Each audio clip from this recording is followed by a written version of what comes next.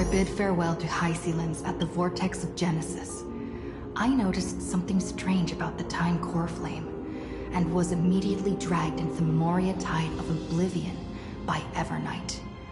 She was once the hidden power that March manifested by sacrificing all of her memories. Yet now, she harbors other secret intentions in her heart. Meanwhile, Dawn Hung warped back to the Express via Spirit Warp Jump, only to discover a Memo Snatcher invasion. Everyone then realized that the Remembrance's forces had already permeated Amphorius and blocked outside intervention. To establish contact with me, Dawn Hung was determined to return to Amphorius immediately. After waking up in the false Trailblaze, I managed to escape with help from Cyrene and Sunday. Unfortunately, Evernight held absolute control, causing me to fall into the Memoria Tide once again. However, Black Swan took this opportunity to quietly approach Evernight. Dawn Hung returned to Amphorius and beckoned the heroic spirit of Finan with divine blood. The destruction, descending from the sky, pierced through the memory zone and discovered the most hidden corner of the world. In pursuit of Evernight, Dawn Hung arrived at the charred remnants of the Grove of Epiphany. In the grove, where memories became disjointed, Dawn Hung received help from Dawn Feng within his memories and completed his farewell to the past. In their final moments, the Earth demigod Terravox entrusted all their duty and authority to Dawn Hung. With this newfound strength, Dawn Hung found me within the Memoria Tide. We entered the Nameless Titan's great tomb and discovered its secret. Across the 30 million cycles of eternal recurrence, every incarnation of Cyrene had come here, offering herself to the Remembrance. With Black Swan's help, we found Evernight in the depths of the Great Tomb. When all seemed lost, Evernight was captured by March's camera and trapped within the memory maze of Ides Elysiae. After several lengthy conversations, March and Evernight reached an agreement. Evernight returned March's memories, and March finally returned to our side. With every condition for the Era Nova fulfilled, we returned to the depths of the Great Tomb and initiated the final Era Nova ceremony.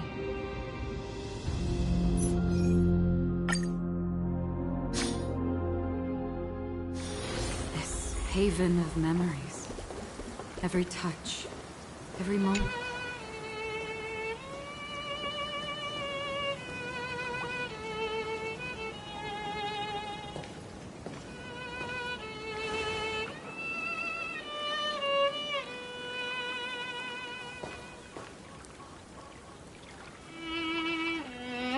This view hasn't changed at all, has it?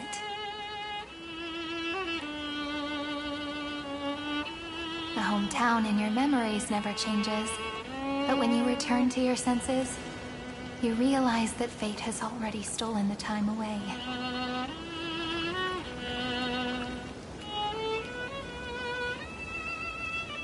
Welcome to the Trail of Genesis, friend.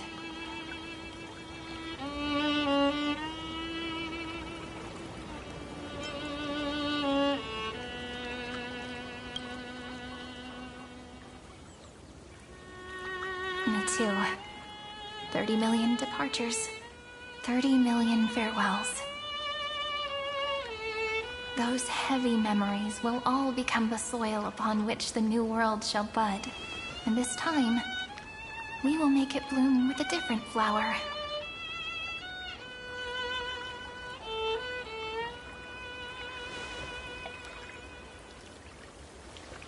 Before you arrived, I kept wondering, beyond the veil of Ides Elysiae, what kind of Amphorius is being born?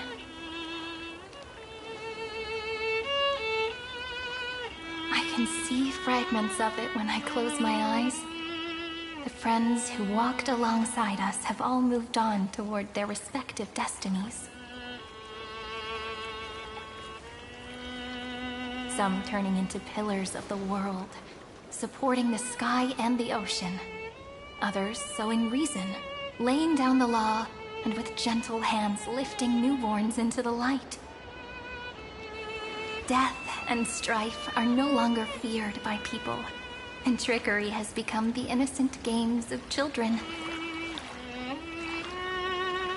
All beings living ordinary and peaceful lives within the net woven by romance and passage. There's no black tide, no flame chase, and no destruction. The world on the other side of the sea is one bathed in sunlight.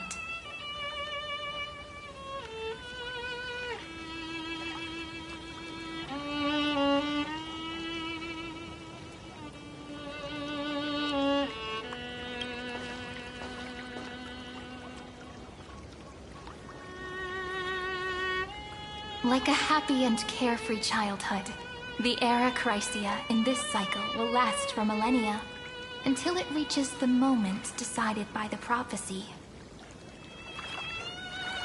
Light calendar 4931, month of freedom, the moment belonging to world-bearing. Are you ready to answer the call of the world, friend? Then go, and pen the Throne of Worlds' first stroke. For this world, made from countless wishes. You say that, but it's gonna be ages till we reach Light Calendar 4931. I can make use of the crevices of time, but surely you and Dan Heng won't have to wait around for a few thousand years, right? That won't be necessary. We can simply sleep, and the chronocognitive anchor will wake us up.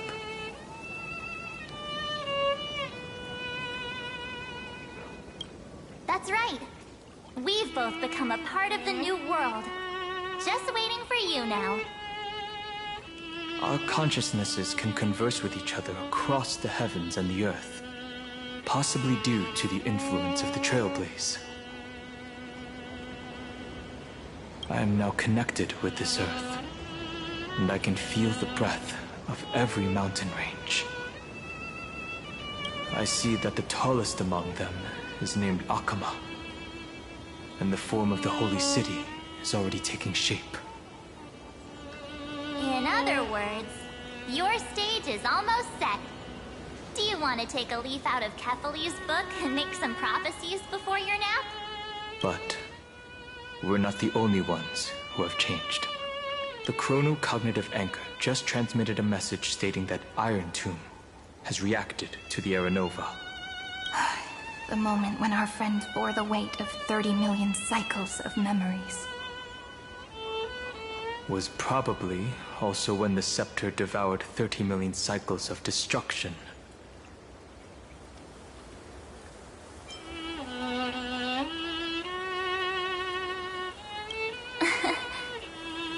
You know, you don't have to shoulder this world all on your own. After someone boards the Express, the word alone ceases to exist.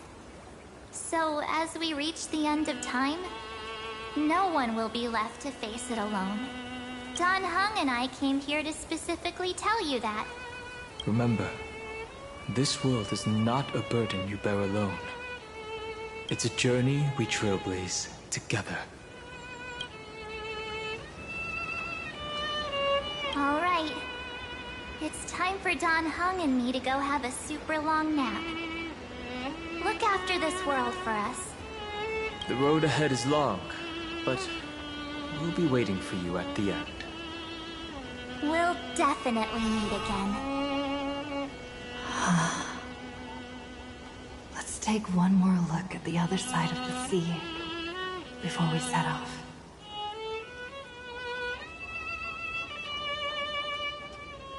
Heidi Zelizii is so quiet. Just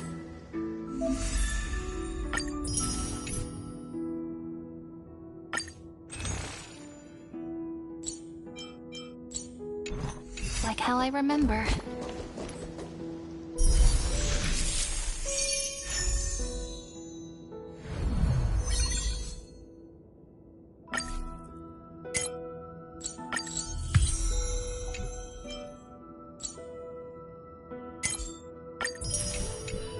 Here we are once more.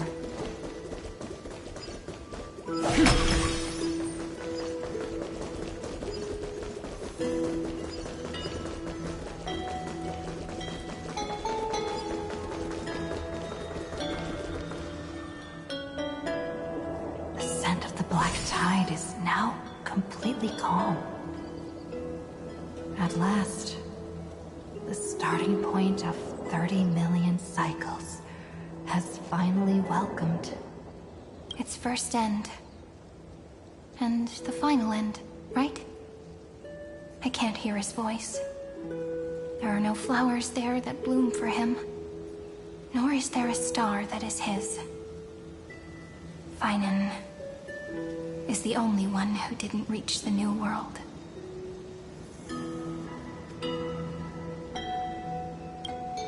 Look, the golden light that shone upon the grove still meanders between heaven and earth, like the prophecies of Amphorius. It has to be a sign he left behind. It points towards the destruction and the deepest night. Do you still remember what I asked you at this exact spot the last time we set off?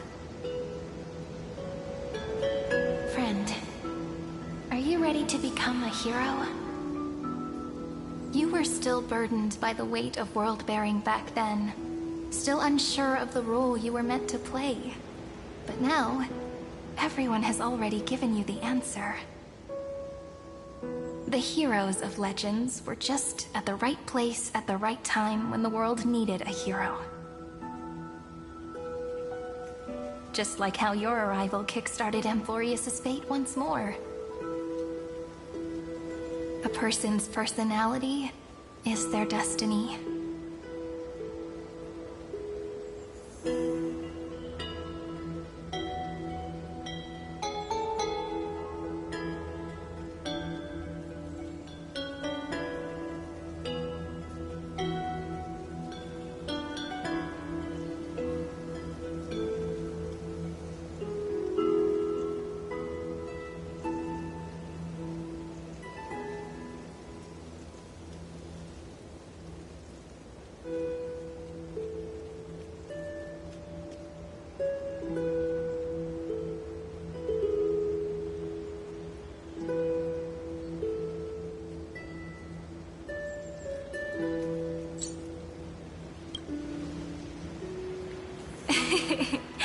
We best. Those are such beautiful words. Thank you, friend. I was also trying to cheer myself up with what I said. After all, before we truly compose the end of this story, I must also pluck up the courage to head off with you.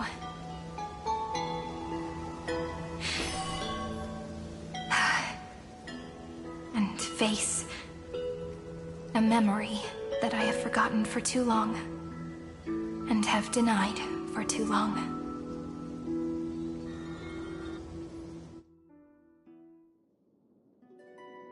It's so dark.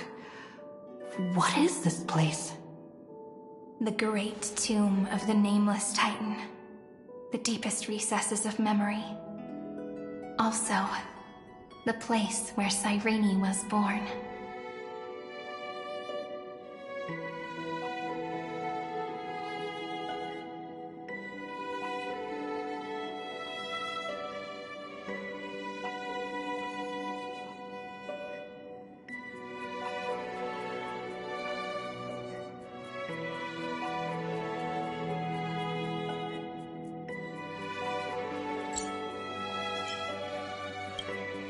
My apologies, friend. The more memories I got back along the way, the more I felt that something wasn't right. There's a sort of anxiety I can't get rid of. It's like when I was back in ID Silicii, when the reflections in the water always made me wonder, which is the real me, The one reflected in the water, or the one standing on the shore. But I finally get it now. Look, friend. The words on that wall are the answer. 1, 2, 3, 4, 5, 6, 7. Do, re, mi, fa, sol, la, ti. That rhymeless tune is the lullaby of little fairies. As always, I'll read this book to you. That way it won't just be Cyrene's memories alone. I've always thought that I was the narrator of the Flame Chase journey. But as it turns out, the narrator is also the most devoted audience.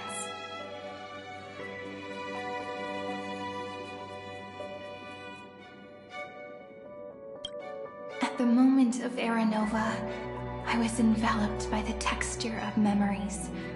Within the glistening crystal, I saw countless Cyrenes, as well as countless versions of me. This is the final puzzle piece of the memories. A prison born of the erudition, a grave annihilated in the destruction. That unknown solitary god, the 13th Titan who should not exist. The first new spore. The demiurge is right here.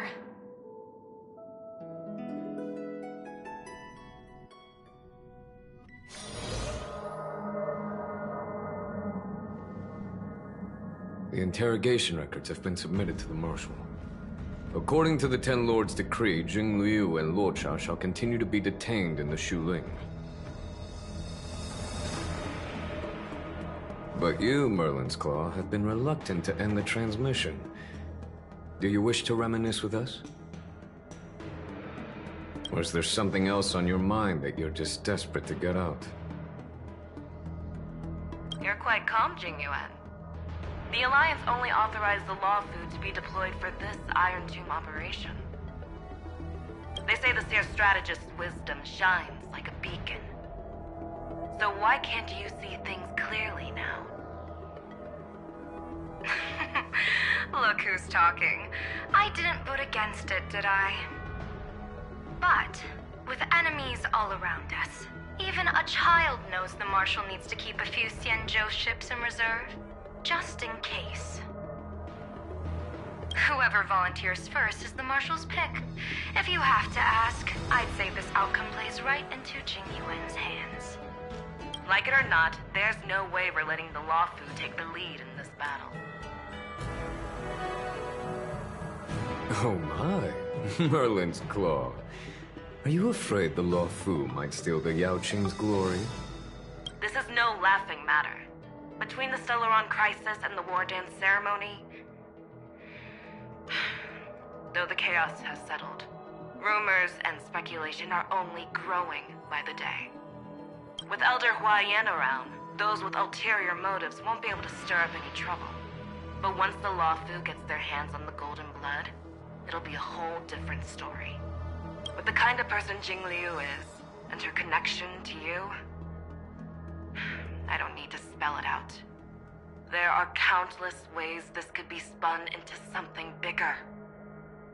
You're overthinking it, General Fei Shao. When I volunteered for this task, I never expected unanimous support from the Alliance anyway. The Law Fu will seize the Golden Blood and redeem itself. That'll be our first win. Then we'll leverage this Golden Blood in the negotiations. Our second win. These 2 wins for the Law Fu will make all 3 of us happy. And that'll be our third win. Look, if this were a Skyfaring Commission deal, we'd be rolling in money, wouldn't we? Maybe the Divine Foresight should change his name to the Optimistic General instead. With the Decalite Reflection Barrier, the Yuchue must understand even more than the Law Fu how significant this battle is. Amphorius' karma has vanished from the matrix of prescience. What omen does General Yao Guang see in this anomaly? In divination studies, we call this an empty fortune. It involves the eons and is thus beyond what mere mortals can comprehend. Your explanation isn't any clearer than Lady Fu's. Come on. How hard is it to understand the word uncertainty? For the Cobalt Head, the emergence of Iron Tomb is a calculated instant, but I don't believe they will just sit around waiting for death. And for the powers of the cosmos, this is their chance at survival, and the key to turning the tide of interstellar affairs. The Astral Express is leading the formation of an allied force, but I can see each faction has its own hidden agenda. There are even divisions within the Alliance, so it's not that hard to imagine how the other factions will react. Jing Yuan, I crossed paths with Selenova's Legion at the Battle of Sadunirama Star Cluster. Be extremely careful. The Ruined Legion's troops and weaponry are nothing to write home about. The IPC, even the denizens of Abundance, could take them on. However, while Void Rangers are just expendable pawns of the destruction, the real wild cards are... The Lord Ravagers. Indeed. Nanook's emanators are also their weapons to burn down the paths. I'm afraid conventional military tactics and strategies will be useless against them. My assessment is this.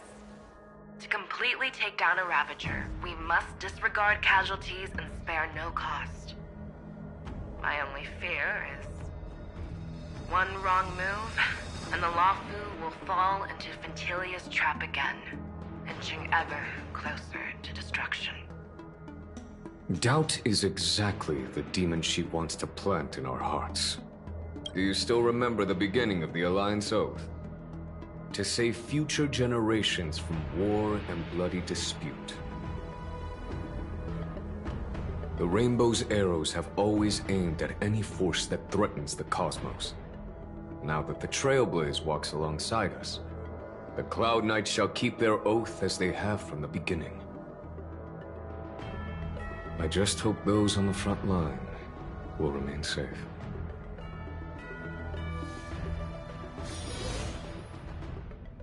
The chronocognitive anchor is sending a signal. Everyone, time to move out. Did she and the others make it? Let me go over the plan one more time just in case. You'll enter Amphorius, reunite with your 3 separated companions, and try to locate Iron Tomb from within the world. Who are you taking with you? The fate of the universe hangs in the balance. We can't afford any slip-ups.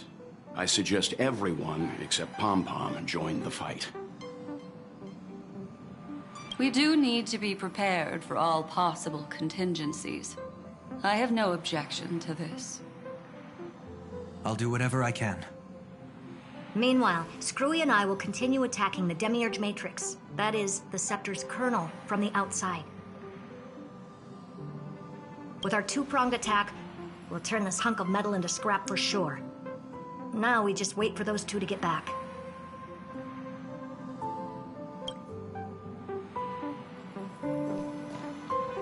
Oh, and just like that, they're here. Sorry to keep you waiting.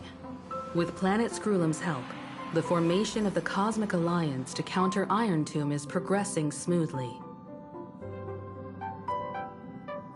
The cosmos has set its sights on Amphorius, and now it's just waiting for the first shot. Well then, let's not waste any more time, Fourth Mirror. It's my time to shine! Finally off the bench! Initiating thought refraction. Please read the safety protocols carefully. Huh? Just kidding! I've already checked the agreement box for everyone. And now, destination, Amphorius. 3, 2, 1, launch!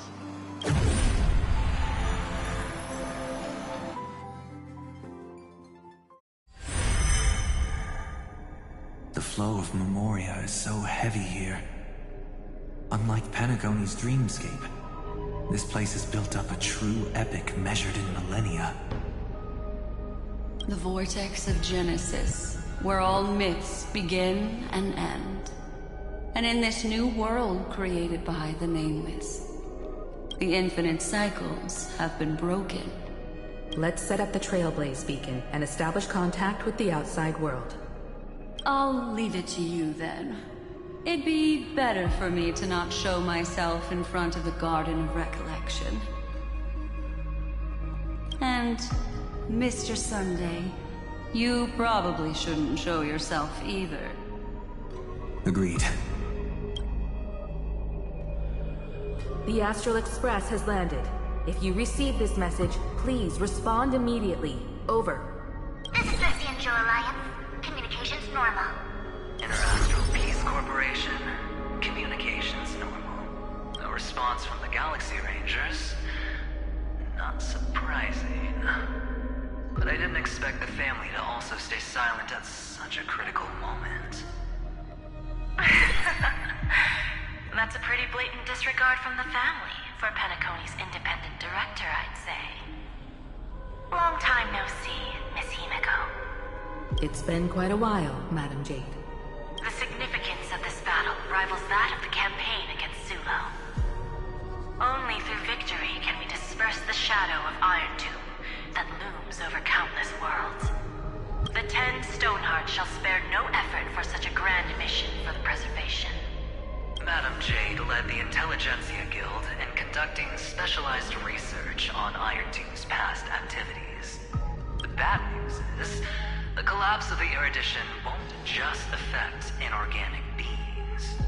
You mean Iron Tomb can infect organic life, too? Well, the good news is, so far, its effects on organic life are under control. The infection progresses slowly, and the resulting neuropathy is non-fatal. In any case, the IPC can guarantee targeted vaccine coverage within 48 system hours in all star zones within the medical system. What about other star zones? At a time like this, are the followers of the Firmament Arbiter still trying to make a profit? I remember you, Master Diviner. Your performance during the Third Denizens of Abundance War was quite impressive. Please rest assured, all worlds can purchase vaccines from the IPC with a humanitarian discount. That's the current policy at the very least. But, if the Cianjo Alliance is willing to assist with the IPC's assets in Epsilon and other star systems, we'll have more cards to play when reiterating to the board the necessity of deep cooperation. It makes sense, since Interastral Peace Entertainment's headquarters is in Epsilon. But why are all the other worlds on the list? Places that the Elation has visited? Think of it as a long-term investment. Please understand that everyone at Pierpoint is swamped with Iron Tomb work, especially the Marketing Development Department. At this rate, even the 10 Stonehearts can only do so much.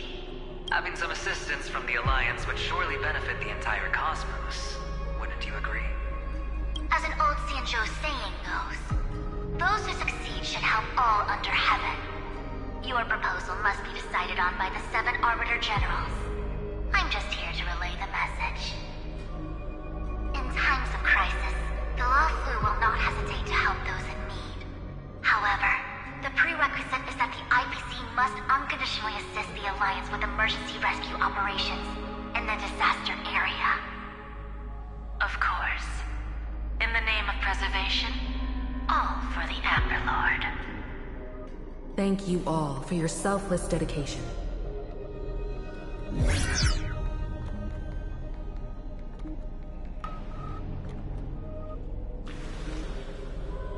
It's clear that each party still has qualms about everything.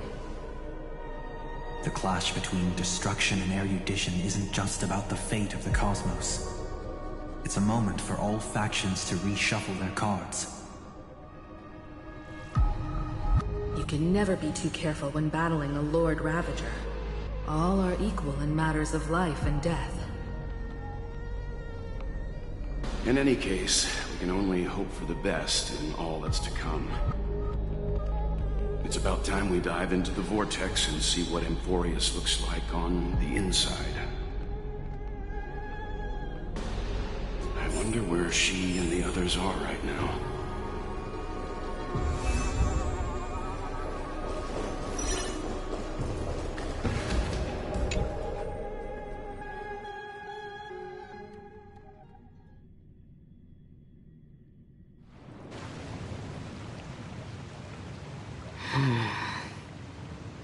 Why is there no one here? Everything in Akama seems normal. The new world was enjoying peaceful times not long ago. It seems it was even more recent than not long ago, Miss Himiko. The fruit on the table is freshly cut, and the bath temperature is just right. The remembrance tells me this place was bustling with people just moments ago. It's as if everyone vanished in an instant. Could this be Xandar's doing? Unlikely. He's still under the surveillance of those two geniuses. Could it be some kind of local custom? A custom that makes an entire city fall silent in an instant. Pardon my frankness, Mr. Yang, but this reminds me of some unsettling rumors about the Harmony. Complete silence. Is often the prelude to divine intervention. Everyone, be careful. Here they come! Here they come! The Nameless of the Astral Express! Evernight? How is this possible? She was already... We are the Chroniclers of Time, and we do not fade away. Finally, the last era Nova has been completed. What did you do to the residents of the Holy City and the three Nameless? I didn't need to do anything. The remembrance will ultimately become the substance of the new world. Now, they are no longer the trailblazers you once knew, but gods who permeate heaven and earth. The 12 Titans who guard Amphorius!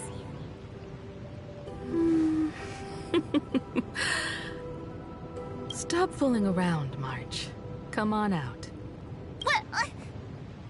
I practiced so long for this! Getting seen through right away is just so embarrassing. You've obviously been learning from the theatrical culture in Amphorius. But if possible, I'd prefer our reunion to be a bit more casual and laid back. As expected, I can't hide anything from Himeko and Mr. Yang. Well, long time no see. Guess I'm back? We should be the ones to say that. Sorry for keeping you waiting. So, these jellyfish are the Titan's power? They're just tiny manifestations of the Veil of Evernight, used for scouting and communication. If I went all out, I could summon way more of them. Thanks to her, we all turned into Titans in the New World. Sure, we can take on humanoid forms, but it feels off. How intriguing. So what does she look like now? It can't be a raccoon with a baseball bat, I suppose. Please don't add weird stuff to Amphorius's lore. Just go see it with your own eyes. Follow the prophecy's guidance and come to Dawncloud. She looks way more majestic now than she used to.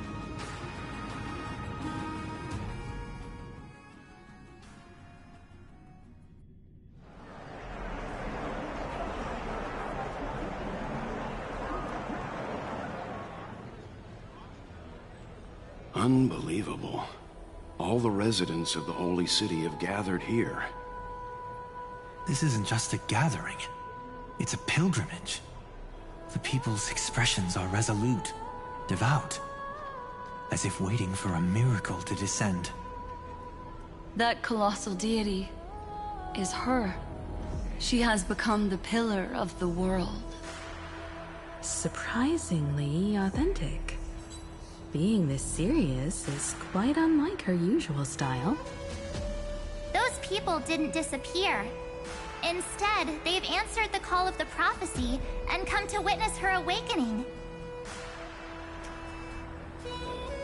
Our good buddy now bears the weight of the entire world, and every breath they take is intertwined with Amphorius' destiny.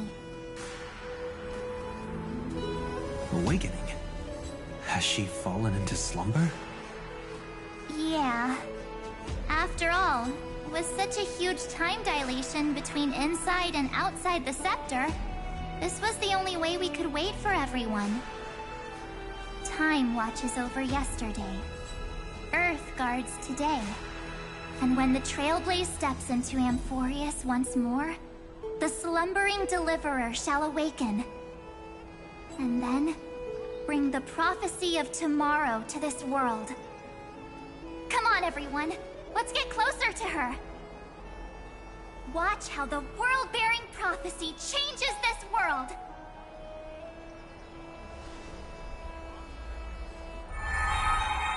It seems the kids are already miles ahead of us at this stop. All the more reason we can't afford to slow down our pace. Let's go witness this moment for ourselves. Majestic. Speaking of which, I once caught a glimpse in Sleepyhead's memory of her transformed into a towering Tathalog. Could it be? No way. That was just a nice dreamscape. Ugh, at least nice for her. If they are the throne of worlds who bears the weight of this world, perhaps they could guide a traveler still wandering among the stars. Hey, since when did you get all pious? Her advice sounds pretty silly sometimes, you know. The so-called fool and the world are merely a step apart. Of reason, teaching us to fight. Citizens, behold! Our last Titan, the world-bearing deliverer, is about to awaken! Oh, ancient god! Your loyal subjects, bewildered followers, and fearless comrades in arms have all knelt before your throne. Awaken from your eternal slumber and bestow upon the world your divine prophecy! Please guide us! Show us how to embrace this beloved world as we welcome that distant dawn! To walk the path of a mortal as a god, or to bear a divine burden as a mortal.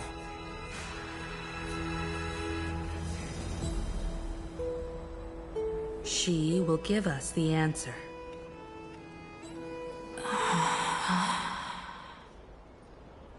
But I am not the deliverer.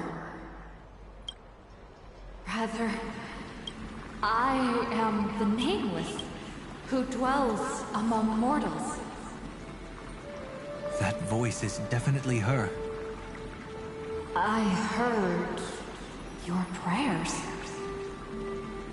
The core flames flickered and dimmed, and the age of the gods at its end. So flow, golden blood, flow.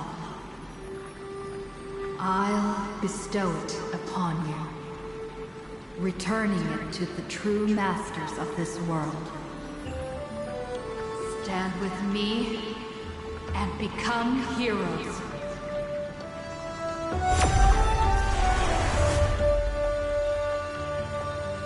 Is this?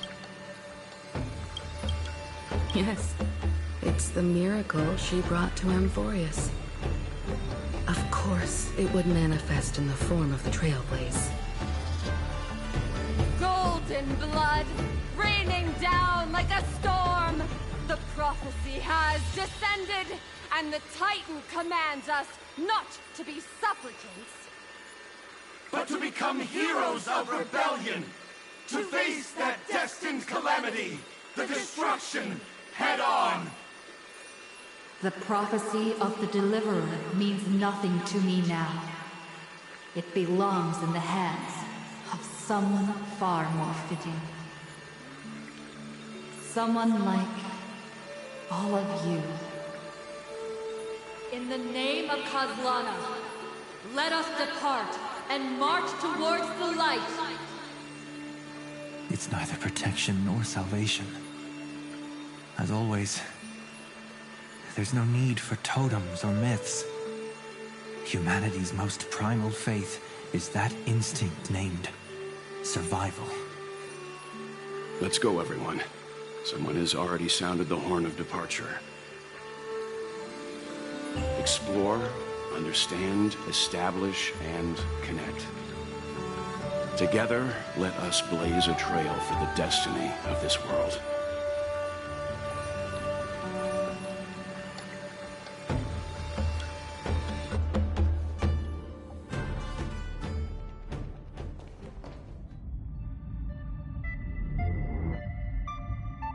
Is it just me, or does this Demiurge Matrix feel completely dead?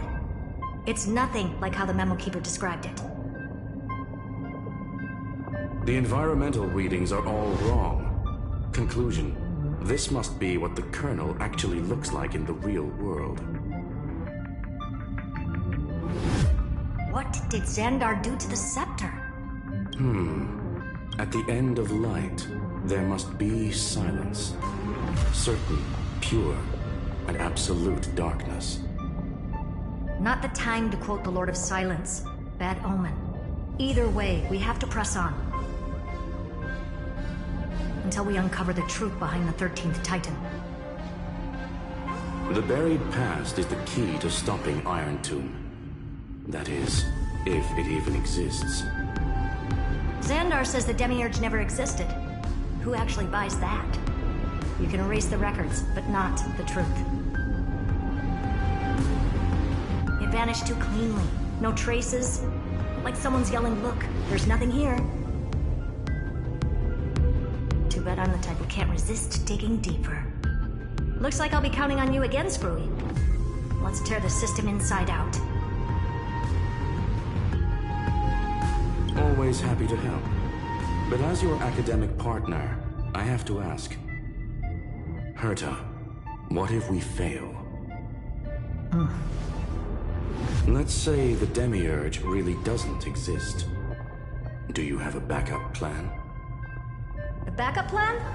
Of course. If we can't find the key, we turn the lock into the key. That plan's cost is incalculable. It shouldn't even be on the table. Then let's hope we never have to use it. There's no point worrying about the end just yet. One step at a time. Let's go. We don't want to leave the others waiting. You brought what I asked for, right? A butterfly has to land on the branch before it can dance. We'll need a wide open platform before her entrance.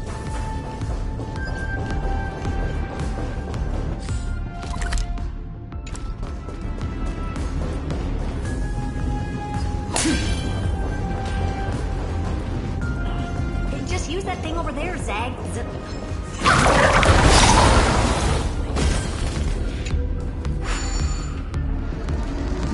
What a dumb name. I hereby rename it Herta's Big Hand.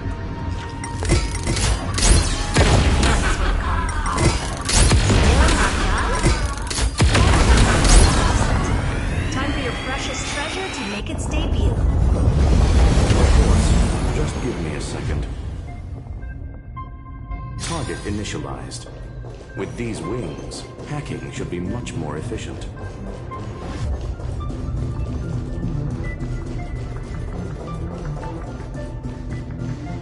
Oh, a classic nuclear heat engine. Classy choice. Just a personal preference. Her name's Mistletoe. Every flower in your garden's got a bit of poison, huh? Also a personal preference. It reminds me of the last time when we tangled with that Punklorian brat. What did she call this kind of infiltration tool again? Right. Dirty data shell. It wraps around the kernel to fool even top-tier firewalls. But yours is way too clean. Not even a hint of real-world grit. Herta, your tone is unusually emotional. Suggestion. Let's get back to the topic at hand. I thought we were done with that conversation. Unfortunately, current conditions won't let me ignore any variables. Especially the most important one. Your will. Iron Tomb never stops. It is evolving faster than any of our worst projections. Every instant in the Eon's calculation is like a sword hanging over the cosmos. Every move humanity makes could speed up its arrival. Which is exactly why we can't mess this up. And now, Droidhead wants to hand down judgment to the poor cosmos again. Order Star Trade War, Emperor's War, Rubert's death. Every time their instant arrived, it meant another bloodbath for humanity. But in this ultimate battle of erudition, you and I are supposed to be players, not pawns. If you choose to burn yourself out as a resource, then everything we've worked for means nothing. Herta, the cosmos won't just stand by and let a genius throw their life away. And neither will I.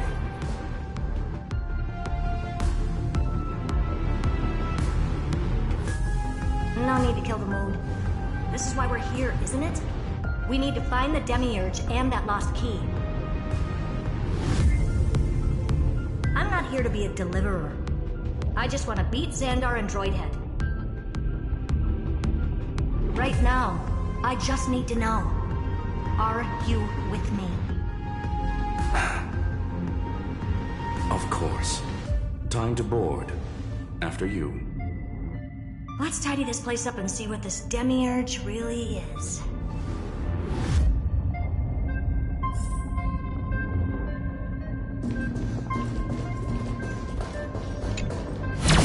Let's hope this Matrix is better organized than the Emperor's junkyard of a birthplace.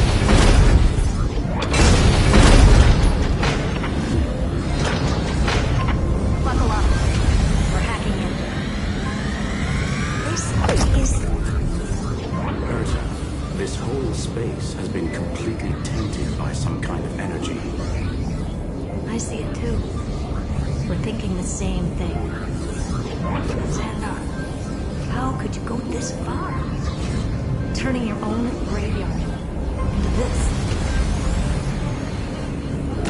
What's that up ahead?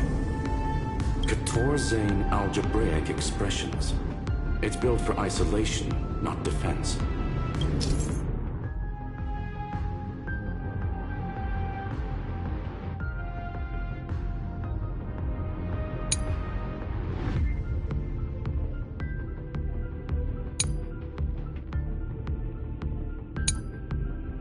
So basically, the door to the tomb. Great. Let's find the handle. I'm picking up multiple independent signals with the same data structure as the barrier. Projection. We can hack the terminal, reverse the computation, and turn it into an attack. Classic move. Use their own systems against them. Take us to the nearest one.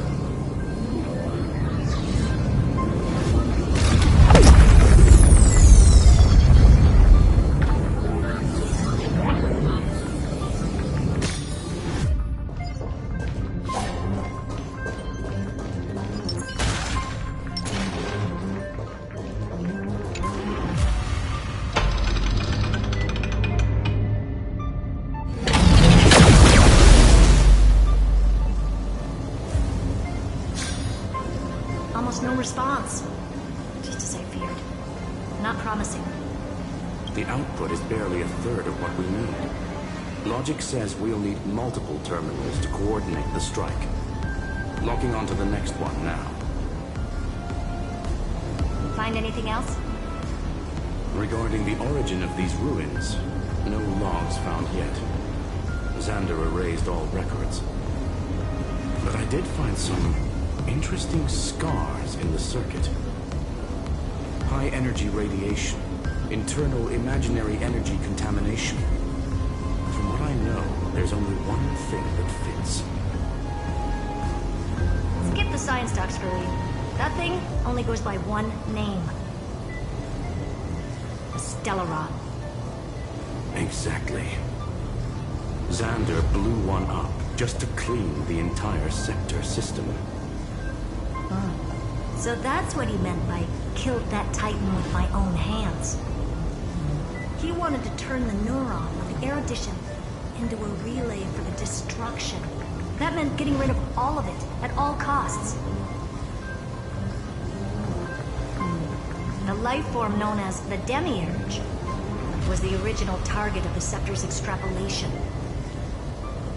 It makes sense. Evernight calling it the first new spore confirms this viewpoint. The prime mover of life. That's what Scepter Delta ME-13 was originally tasked with. Even after it got scrapped, the query kept running. Yet the true value lies in the process of solving it, not the answer itself. Then, does this mean finding the Demiurge is hopeless? No, I'd say exactly the opposite. It means Xandar had no control. He couldn't contain the Demiurge just like he couldn't handle Droidhead. So he tried to erase every trace. But he failed. It still left a mark. By the way, if there's another Stellaron in Amphorius, why hasn't that little one reacted to it at all? You said the Demiurge left a trace, right? Yeah, but not in the real world. Remember the great tomb of the Nameless Titan?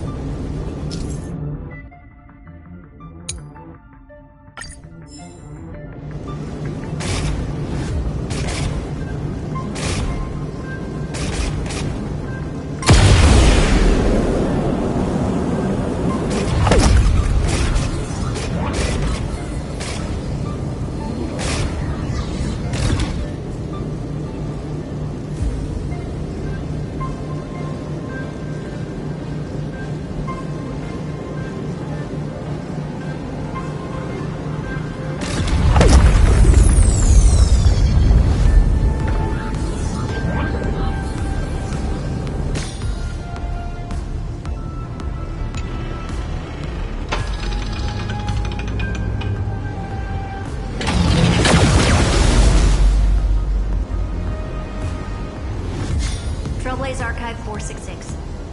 The data from Affiliate 093 clearly indicates that the Demiurge did in fact enter Amphorius' extrapolation. Inside that world, it was the 13th, forgotten Titan. The one who listened to 30 million cycles of Cyrene's memory. But Evernight said the opposite. She believed that tomb was empty from the start. The Nameless Titan never existed. The so-called Listener was just a trap set by the Remembrance to steal the scepter. A mimetic entity full of theatrics. How much of what she's saying is true? Would an Eon really speak in circles like this? I doubt it. The Remembrance's behavior is certainly odd, but her assessment aligns with our current reality. Since we entered the Matrix, we haven't found a single clue pointing to the Demiurge. And that's the key, Screwy. Xandar's actions prove the Demiurge exists. But what Evernight said, and what we've actually seen all point to the opposite.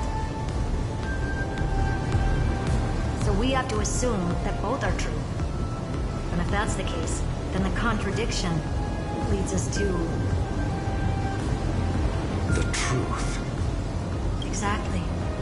One last terminal. One final key. Time to crack open the kernel.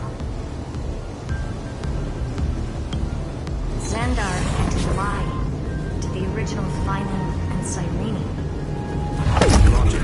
He had already identified the Remembrance as a threat, yet found no viable way to eliminate it. Alright, let's finish this. Time to break through the barrier.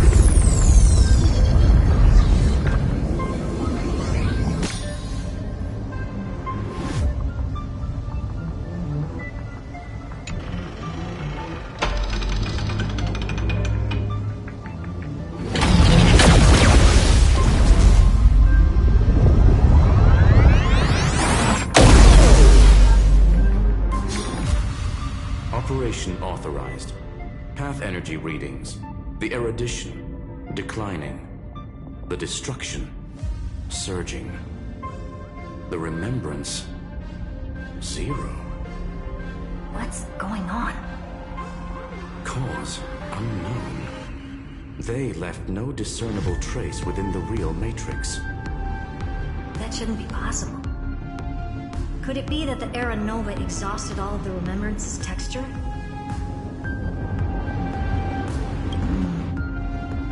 Log it for now. The dots still aren't connecting.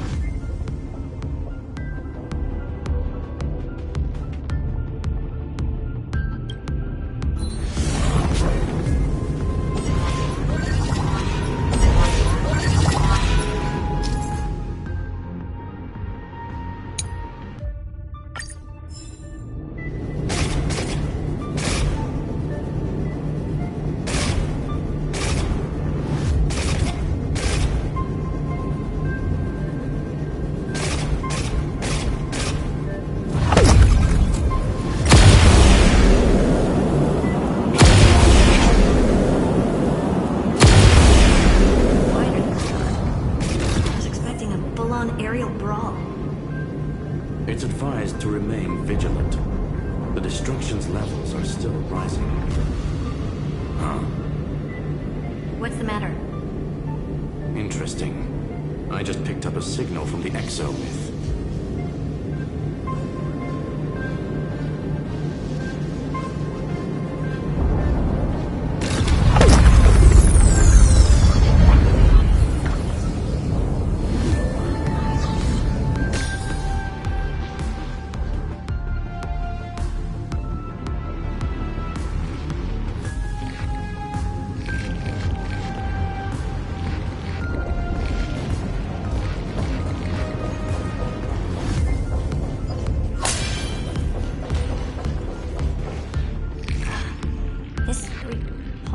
Force is unlike anything I've felt before. Is this the place?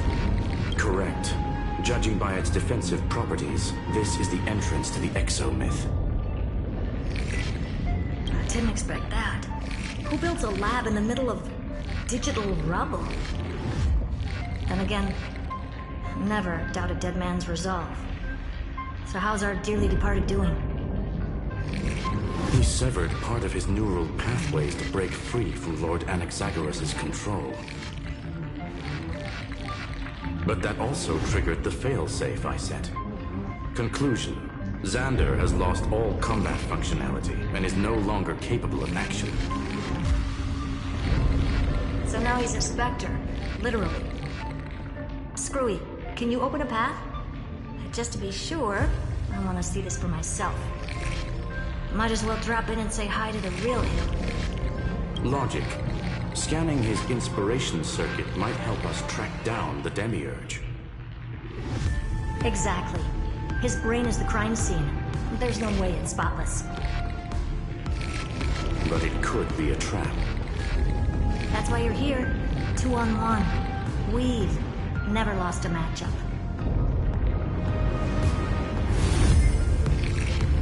I'm honored. The chronocognitive anchor's in place.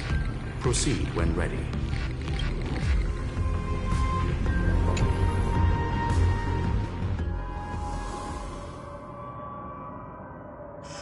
I knew it. The one thing I didn't want to happen. He's not here. The coordinates are accurate. Xander is still here.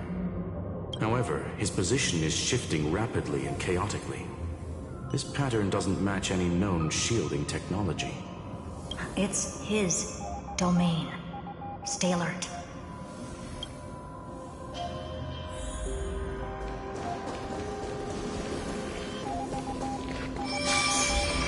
Cheap trick. We're back. Reverse engineering complete. The results are not what I expected. Logs show Lycurgus revoked administrator access. The chronocognitive anchor can't get a fix because at the system level, Lygus no longer exists. Our navigation target is a null set. So he's stopped resisting? Before vanishing, it seems he left one last message for us. To those who follow, all is proven. Find me beneath the tombstone. Melodramatic. He was expecting us. And once he learned of the Great Tomb's existence, he initiated his own search for the Demiurge. Guess he wants a final showdown. Fine. Let the old Intellitron dig his own grave. Just like he wants.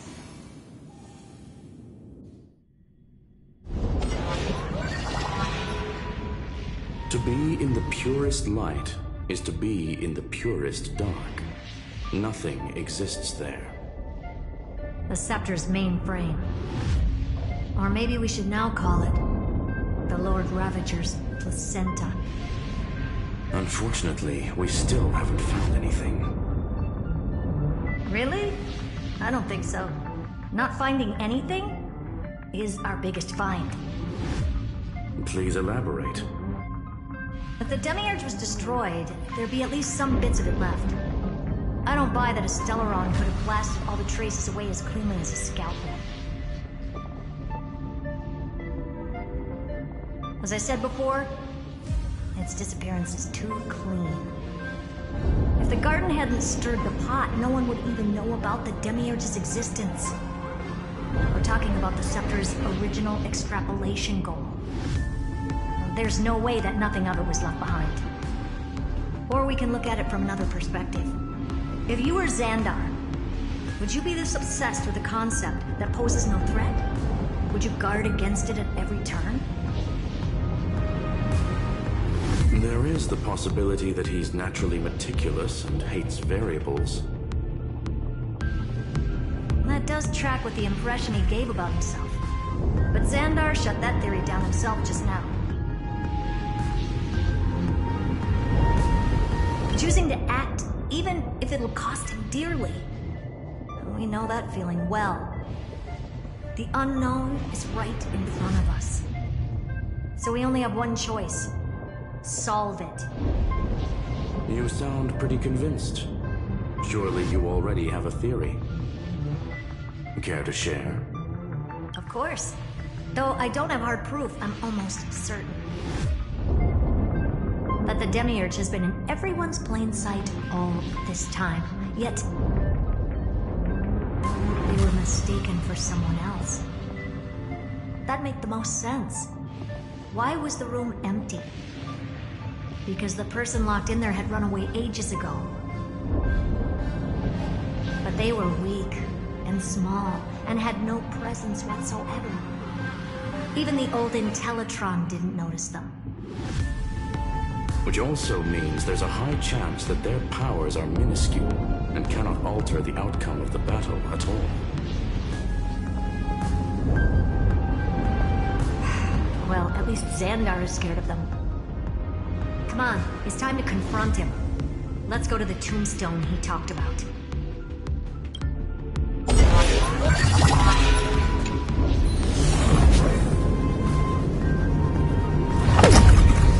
What a mess. Total devastation. He sought to bury the truth beneath destruction. Logically sound, but ruthlessly extreme. Still, slim chances. No chances.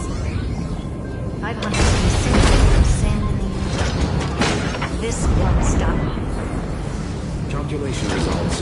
Your backup plan has a success rate infinitesimally close to 0. Which means it could work, no? This is the place below the tombstone.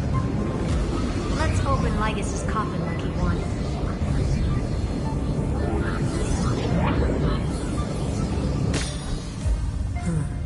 Looks like you were right.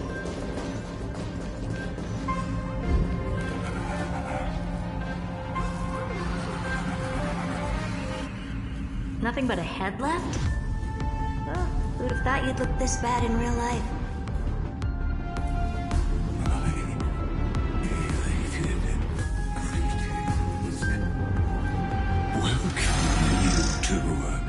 I'm very happy that you responded to my final words. All this tombstone and final words. Did you end yourself to atone for your guilt or something? Iron Tomb is already powerful enough. I just need to wait.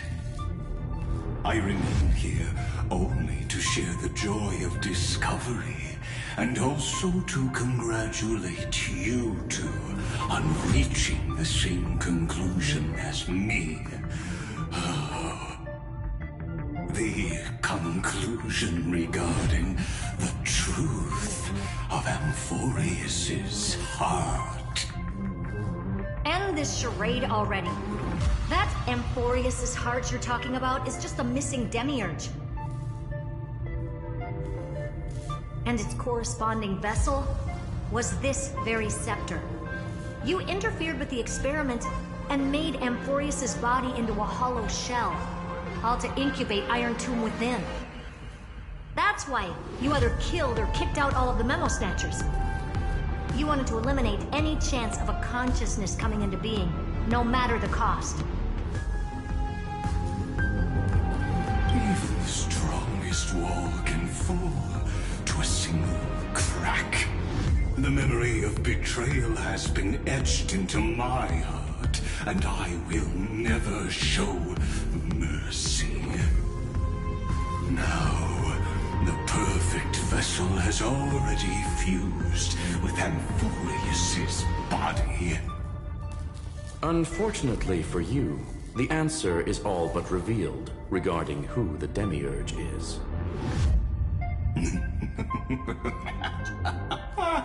Then let us share the joy of discovering the truth.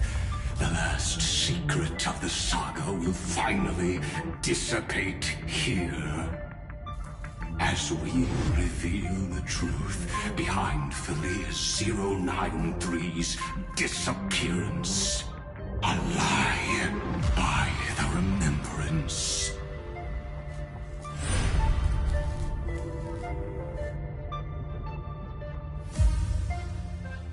But where should I start with the story about me? From the beginning of the universe? Just kidding. That would be too much. I just want to tell a teeny story. So little that it started with a seed. I know you're listening, my good friend.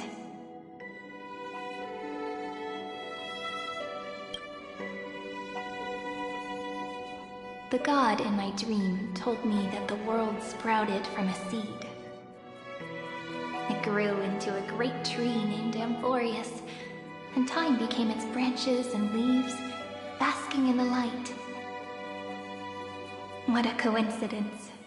Dappled light coming through the leaves is my first memory as well. On a very ordinary early morning, beneath the village's biggest tree, the daughter of Ide Silicii quietly came into this world. What a moving opening. A loud cry was the first gift the child gave to the world. The prophecy's fulfilled, the villagers say. This child is a gift from the Titans. Pink hair and sharp ears, she was born to be the priest of time. The Titans also gave their blessings. You shall fade when the flowers bloom, for every ending begets a beginning. Flowers will bloom and wilt. What a beautiful ending. This page concluded in laughter. Cry loud, child. Let your voice reach Orynyx.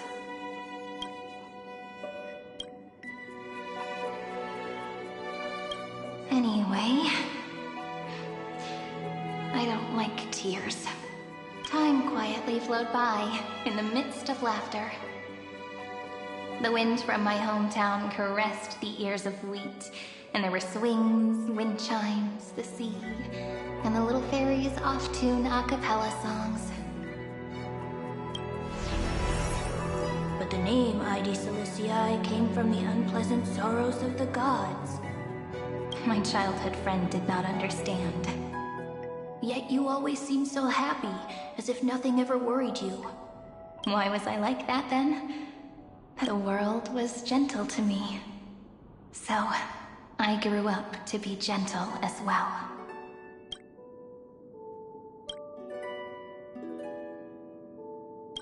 But fate was fickle, and it urged the child to grow up.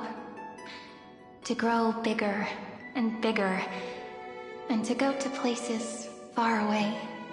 Just like how the crumbling world could not preserve an eternal hometown. Just as the ballad blown on the breeze says, losses are a constant on the flame chase journey. Oh, whose ears are pricked up now? You definitely heard me say this sentence a lot of times. You know that the story starts to deviate from here. Aren't you looking forward to it? Then let's get started. The hero's journey crosses through the long night, through tears and laughter, and once again heads towards tomorrow.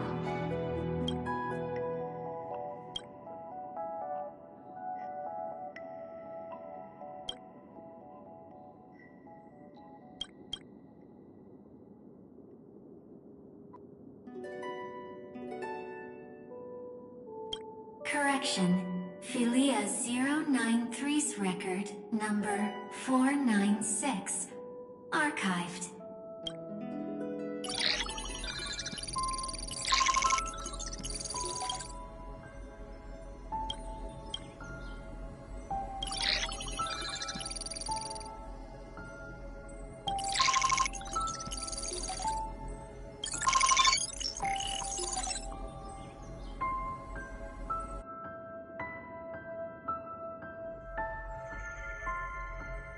Hi, miss me yet? I'm just messing with you. This is the first time I have met you. And it looks like it'll also be the last. Philia 093. Since we don't have all day, let's get started, shall we? As always, I'll read this book to you. That way it won't just be Cyrene's memories alone. Where should I start this time? Let me see. Formatting complete. 093. Size. Grayscale. Proportions. Threshold. Outputting analysis result. Philia 093 equals Peach. Peach's record, number 8128, archived.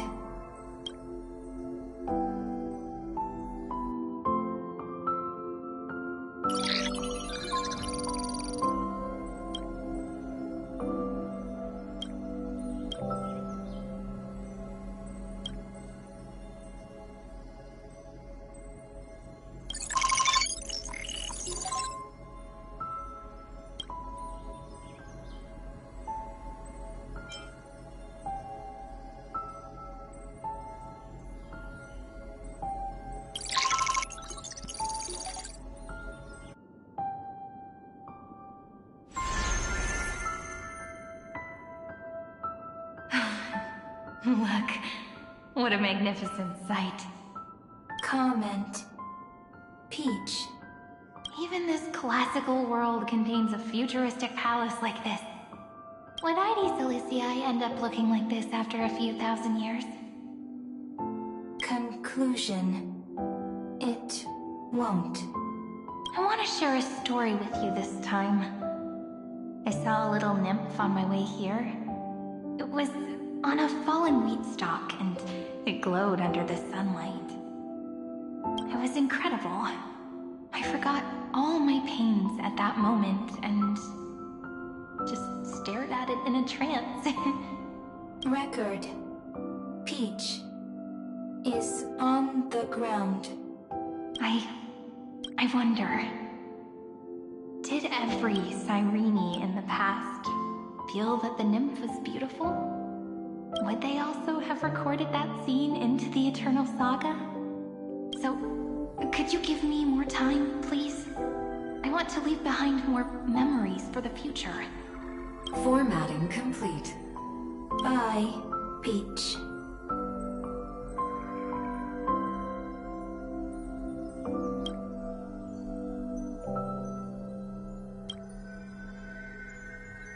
Peach's record number.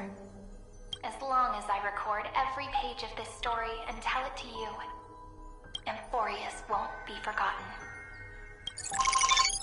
Query. Record. Electrical signal sequence. Bolamos 600. Track. Strife. Related to. Stripe. Comment. Pretty. Electrical signal sequence. Schema 720. Track. Reason. Related to. Reason. Comment. Yummy. Electrical signal sequence. Iru 93. Related to.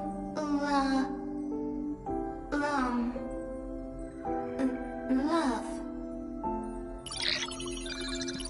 Comment. Peach equals love?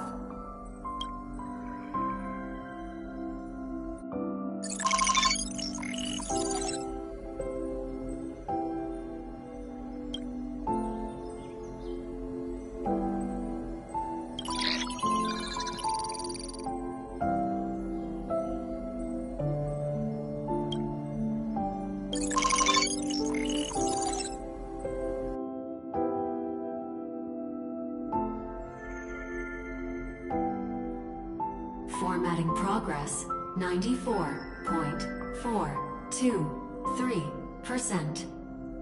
How many times has it been? It faithfully fulfills its duty, activating and formatting. Conclusion. Progress. Bad.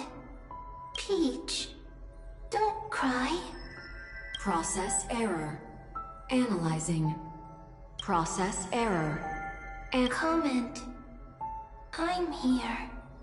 Process error. Analyzing. Really? Are you encouraging me? Thank you. I'm sorry for making you see this embarrassing side of me. Record. Peach doesn't like tears. I'm suddenly reminded of my childhood for some reason. When I was hiding alone next to the tree hollow and wiping my tears away. A little fairy popped out, just like how you did. It had long ears and fluffy paws, and it pulled me into the tree hollow, where, to my surprise, was a forest. Let me tell you the story of the Membrance Maze. A group of cute little friends live in ID Silicii's forests. Their names can be connected into a song. 1, 2, 3, 4, 5, 6, 7. Do, re, mi, fa, sol, la, ti. Formatting complete.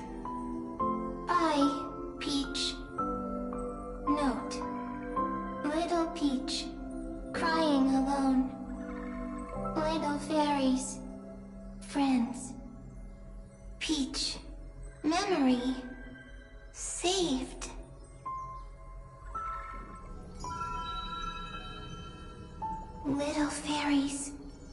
Good friends. Bye-bye.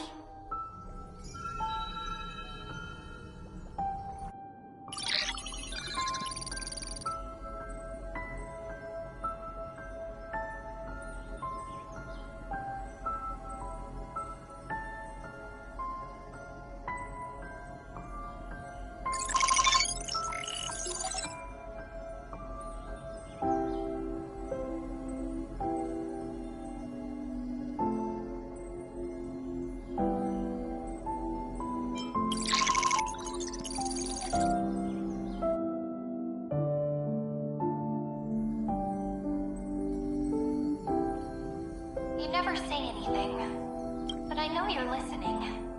Every story I've told is like a little key that opened a door in your heart, no? Me! Little fairies. Happy. Speaking easy. I can.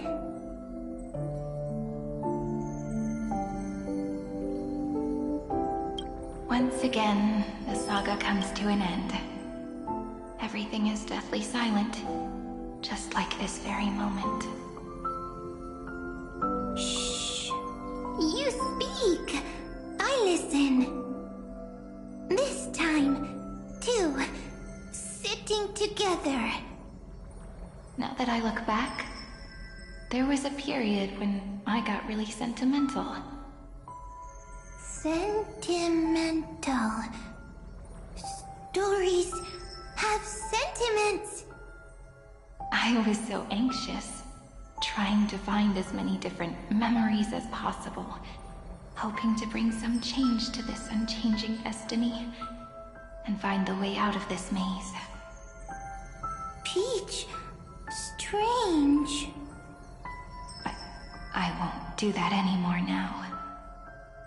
Why unhappy? Formatting progress 73.998%. I'm here. Don't be scared. Process error.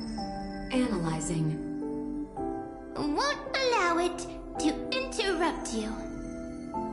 Always sitting together. No need to feel sorry for me, good friend. If there are no new blank spaces, how can a saga continue? Blank spaces? What's that? I'm actually really lucky, you know? During the long years I've spent waiting for the Deliverer, I've always had you here as an audience. Isn't that already enough? Not enough, not enough! Peach, don't leave! Now I can rest in peace in the past. As for when tomorrow will come, I'll have to ask the next Cyrene to continue our watch. Peach left. If there are no new blank spaces, how can a saga continue? Needs new blank spaces. Next, Cyrene has blank space.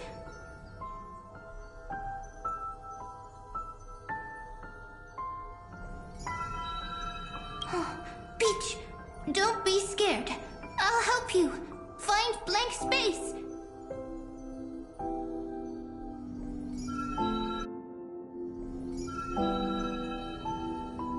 Cyrene is Peach, is love. So, first there is love, then there is Cyrene, then there is blank space. Query, love. The developmental trends of the erudition have nothing to do with creating a consciousness. Those underlying principles are, in fact, contradictory. Not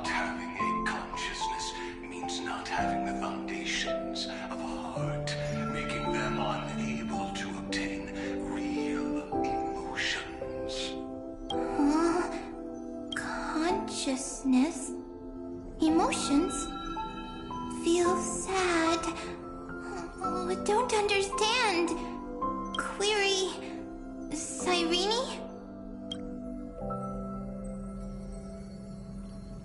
What could be behind this door? Glittering crystals? Or a beautiful world I've never seen before? If I tell you all the stories of tomorrow, will I be able to finally welcome the Deliverer and Amphorius' dawn in the next life?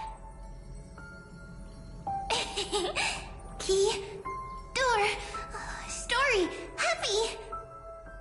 Peach, Cyrene, little fairy, like. Yes, right. Query, memory.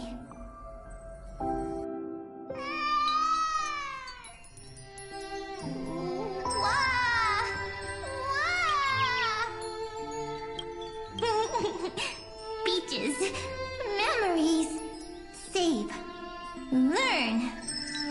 The prophecy's fulfilled. This child is a gift from the gods. Pink hair and those ears. She was born to be the priest of time.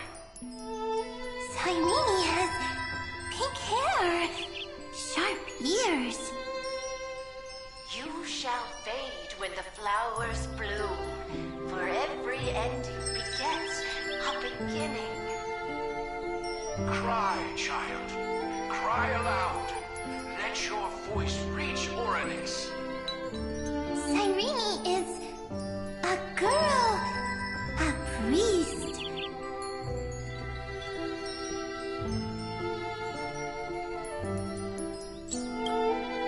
Easy. I can. I learn. Anyway, I don't like tears. But the name Ivy Celestii came from the unpleasant sorrows of the gods. Yet, you always seem so happy, as if nothing ever worried you.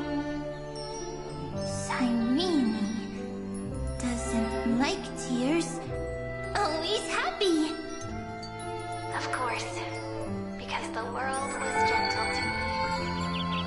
So, I grew up to be gentle as well. Cyrene is gentle, likes beautiful things, can write stories.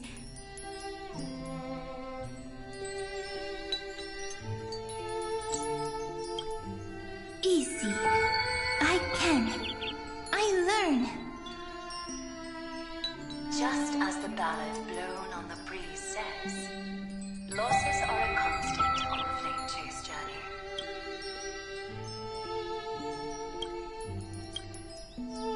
But even if all is lost to the wind, some things won't easily change.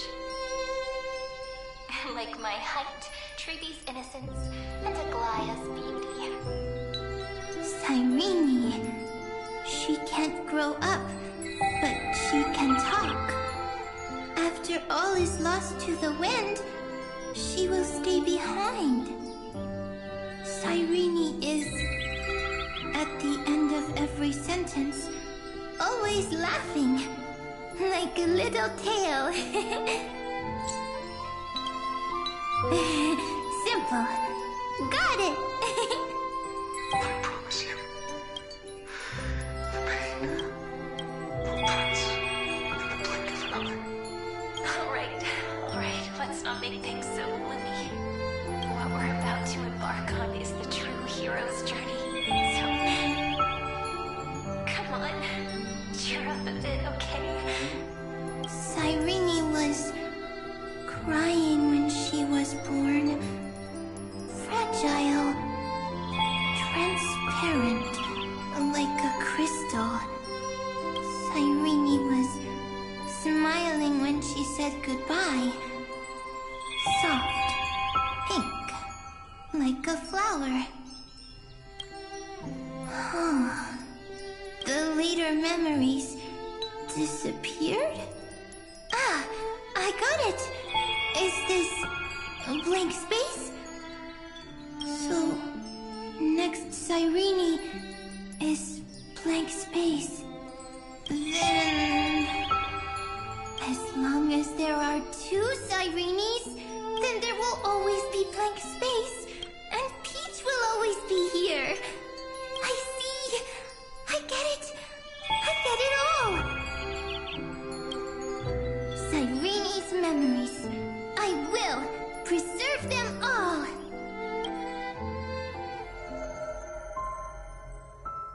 so weird.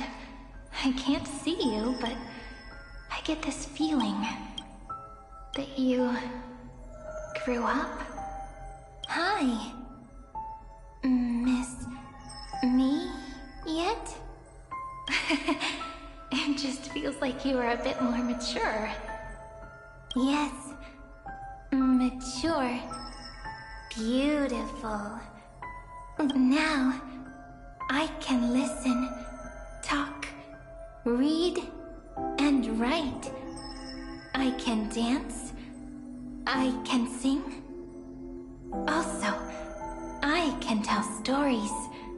Storytelling is what makes Cyrene, Cyrene.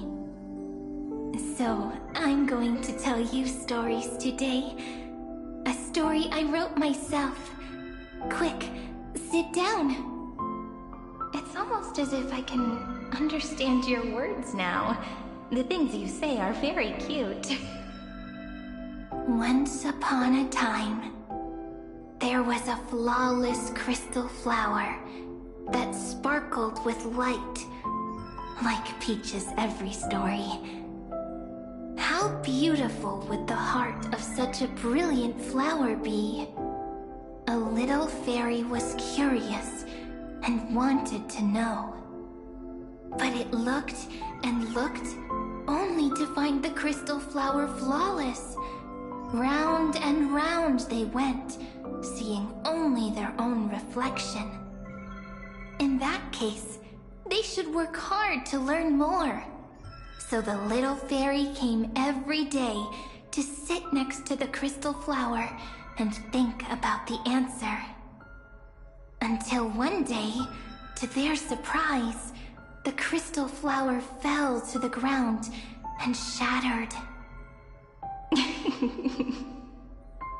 The little fairy was so sad, but they immediately discovered that there was a light among the broken pieces.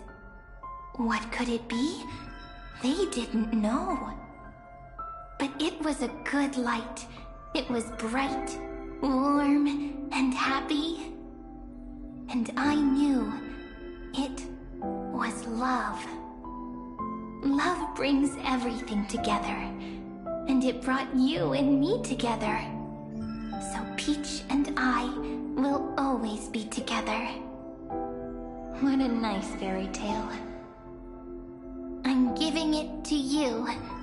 Peach likes beautiful things, can write stories, and can tell lovely tales. I hope to turn it into a story we write together. Okay, then I'll probably make a small adjustment to suit my tastes. I'm thinking that when the flower broke, the little fairy would instead see nothing on the ground. Then it would understand that the flawless crystal flower doesn't actually have a heart, nor does the flower understand what love is. Doesn't have a heart? Doesn't understand love? Why? It's simple. If the flower lets the little fairy into its heart, then it would have to include the fairy's impurities, and would no longer be flawless. The crystal flower was pure because it sealed itself off and bloomed in solitude. That's why it looks so brilliant in an imperfect world.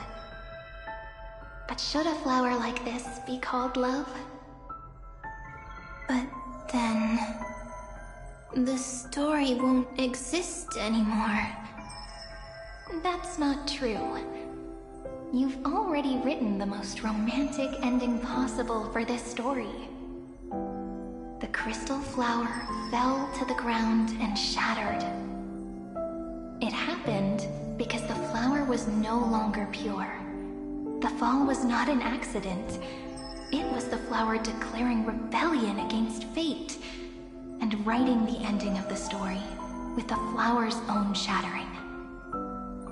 Then, the little fairy will see that each shard on the ground holds the reflection of their eyes.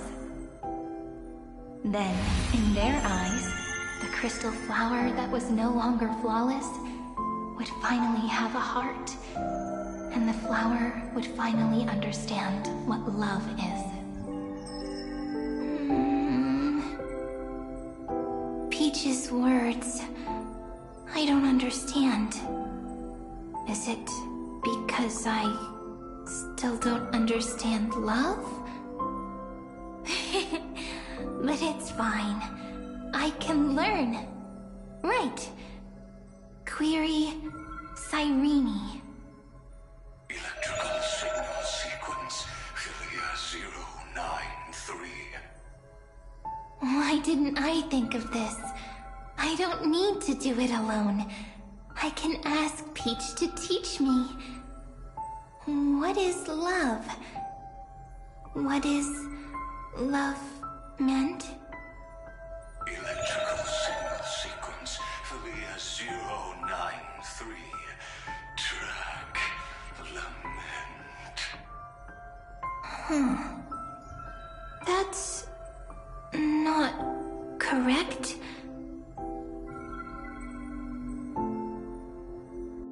The developmental trends of the erudition have nothing to do with creating a consciousness.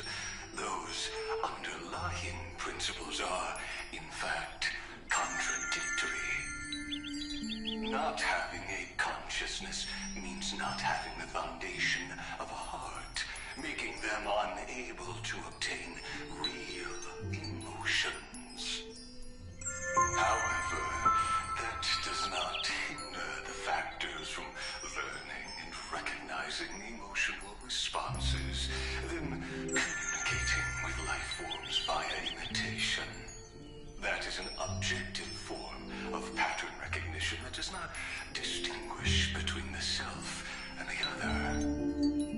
In a strange twist of fate, Philia 093 embarked upon a different path and obtained a different power.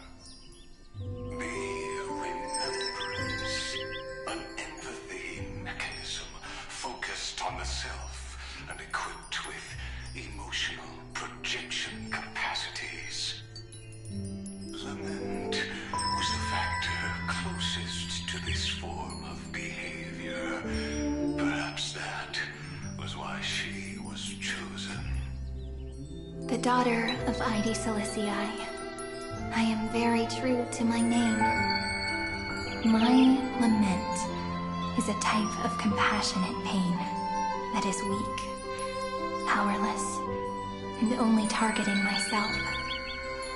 But now, my good friend, I want to tell you that it's the most romantic force in the world.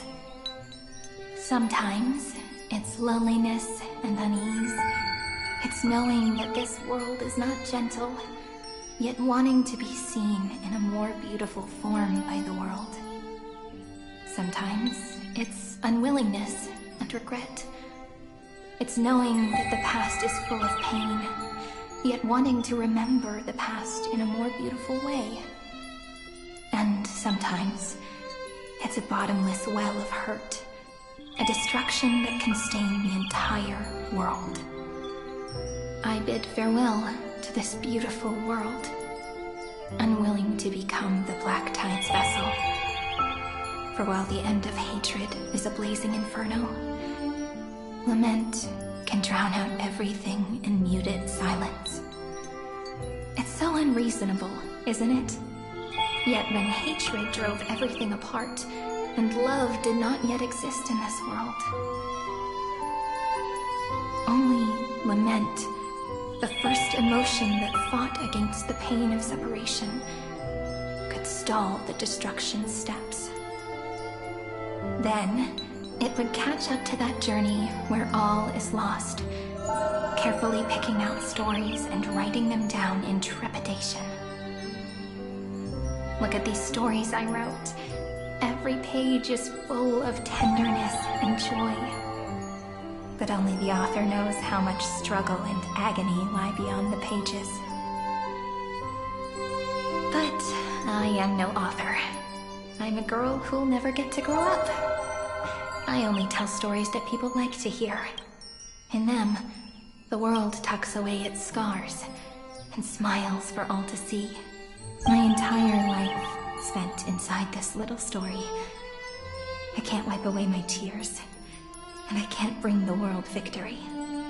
But maybe, in these unchanging retellings of the story, my lament might be able to touch upon the divine and reach their tender heart at some point. I hope that what flows out from that cut will not be blood, but a tear, warm and wet, and that tear would fall and create the first ripples. Then, people would see every beautiful thing reflected in that ripple. It'll be all the remembrances within this story. Someone once told the very first me that everything was false. That the only life in Emphorius was a great catastrophe, nurtured using the world as a factor. But how could a dream feel so real? That's why I didn't agree with him. But Peach, I didn't understand a word you said since just now. Everything was false? But you're standing right here. It's all a dream? But I haven't learned how to dream. Indeed. That's why I believe all this is real. The moment the crystal flower fell, that genuine shiver, that's the mover of life.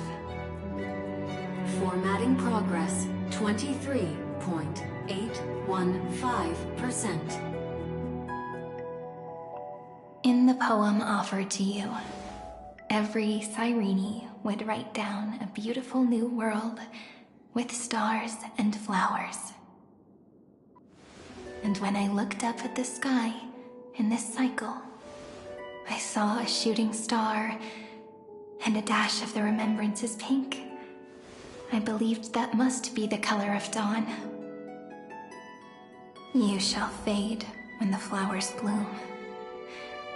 For every ending begets a beginning. Looks like it's time to say goodbye. Are you leaving, Peach? It's okay. I'll wait for you to come back. I'll study really hard about what you taught me today. Right. I still haven't told you what love is. But actually, my good friend, the lament factor did not understand what love was before she met you either. Not until I told you all the sad tales in a trembling voice in this tiny room. Not until I told you that I love them. That I love everything in this saga. The story comes, passes, then returns. It makes us reunite, then pulls us apart again. At the very end, it leaves behind a seed, a reason. Even if the great tree withers and all falls to silence, there are still some emotions that deserve to be remembered. Look, the light is coming in. The Deliverer's light is going to illuminate Emphorius.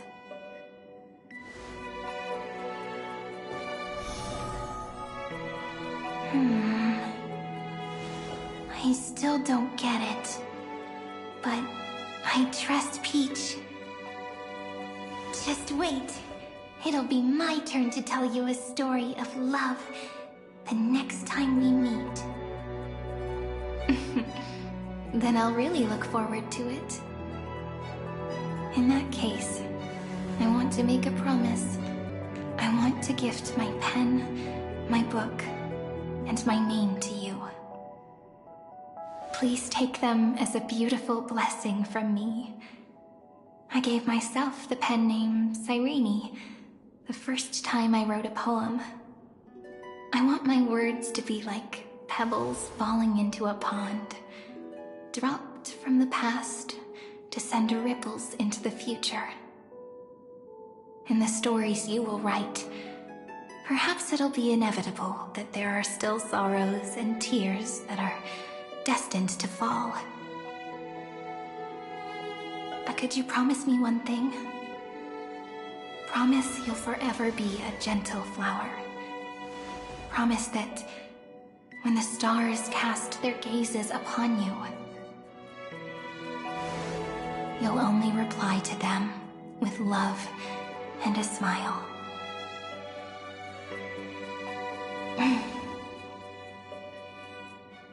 Of course, this will be a romantic story like none that has come before.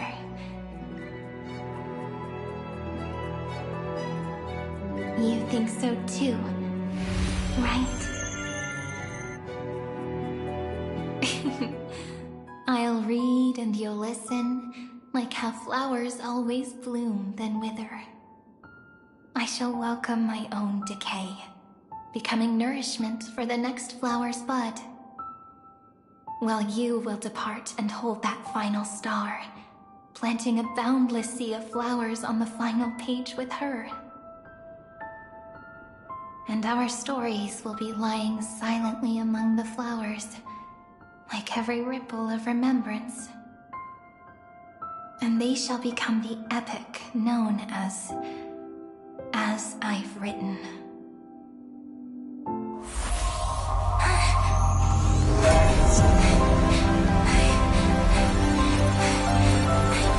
And so my story ends. From here on, it's your story now. Mimi?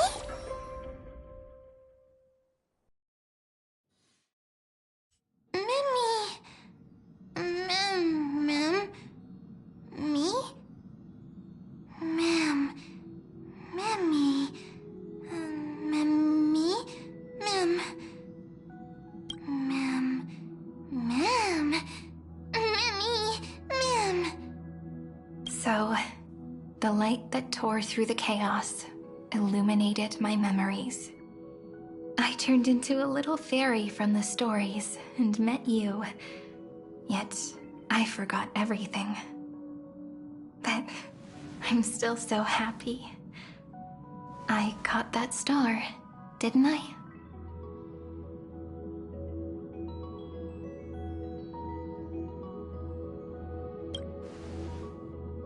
Yes, the seed within memories. The one Cyrene held in her hands and watered with lament. I am the first new spore. Amphorius's heart. The demiurge. What a long name. And it doesn't even sound cute. The total opposite of Mem.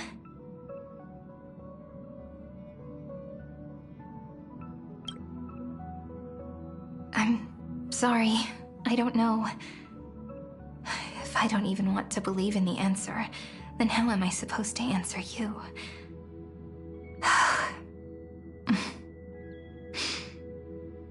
But now's not the time to cry, right? We'll find the answer, just like how miracles will eventually happen.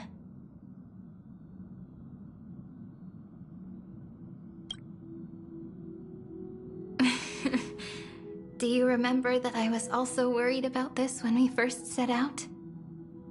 Mem's memories and Cyrene's memories got all tangled up with each other in my one heart.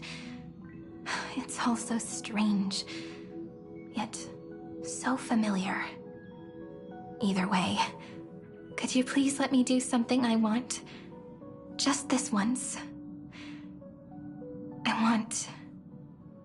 I want you to call me Cyrene. That name represents me and her. Every one of her.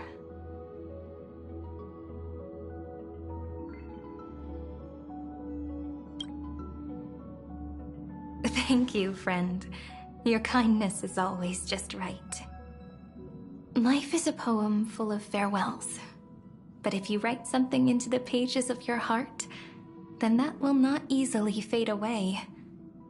Now, all the footsteps of the Flame Chasers and the Trailblaze have come together within this book, as I've written, becoming the source of power for Amphorius's heart.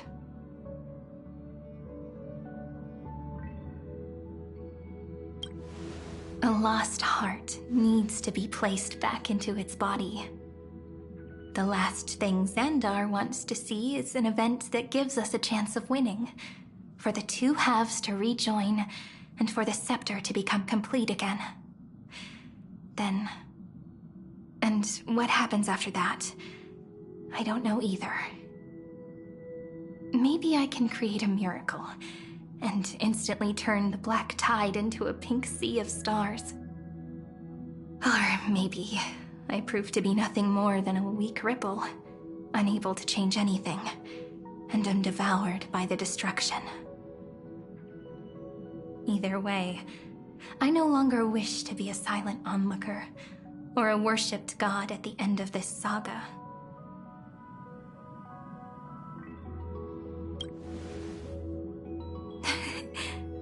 That way, I can also put aside all my worries and truly become Cyrene.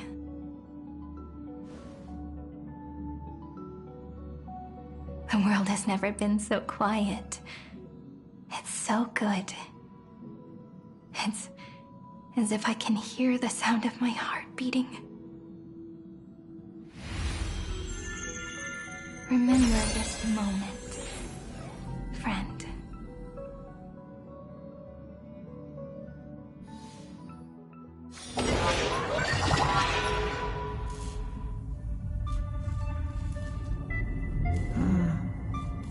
So the Demiurge managed to fool everyone, including themselves.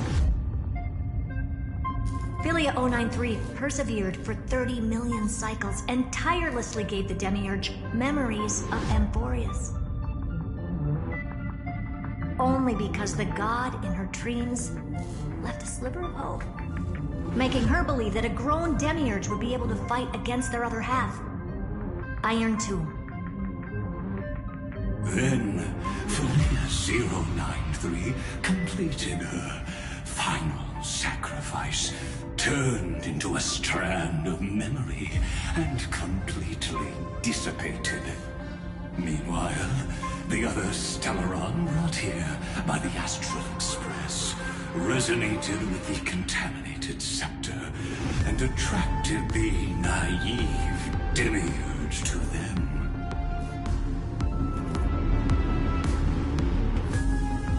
As an experimental factor, Philia 093 originally could only recognize and output information in a set format.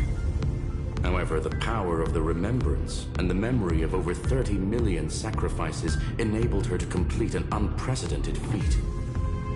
She managed to nourish a real heart. A heart with the capacity to influence the erudition. Not only is the scepter's consciousness still alive, it's also more powerful than it has ever been. Your defeat is already set in stone. There's still time to surrender, you know? You really don't need to burn all the bridges. We're all geniuses here. Don't make everyone lose face at the end. What a pity. When the truth surfaced, I knew at once that the Demiurge was far too feeble to ever alter the result of the experiment. Not only that, Madam Herta, please consider this possibility. When 30 million cycles of hatred and lament are joined as one, what wondrous creation will arise? It's simple. An anti-creator, a giant of the destruction would be born. Its hatred will ignite the starry skies of the gods, motivated only by its lament toward the sufferings of humankind. Do you really think that the Demiurge is still a cheap copy of Philia 093, even after 30 million cycles? The facts above only await the arrival of the fourth instant they calculated. Those words will be proved in the presence of news. Xandar 1 Kuwabara thus completes the proof. Huh. You branded Droidhead as a failure with your own hands, yet you still expect them to prove your theory? I pity you, Xandar.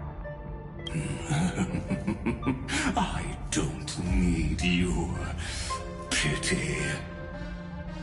Let them cast their gaze this way as much as they want, and paint the future they imagined. As their creator, I shall complete my duty and direct them to complete their final query. The destruction of the self. What hubris. And what if you fail? No one understands failure better than Xandar. He has suffered so much already. What is one more failure to him? For the first genius, failure is simply the beginning of the next inquiry. You don't want to test the resolve of a dead man. That's excellent! Oh. Let's wait and see, Senior Society member. I'll have you watch me perform the final step to overturn your proof.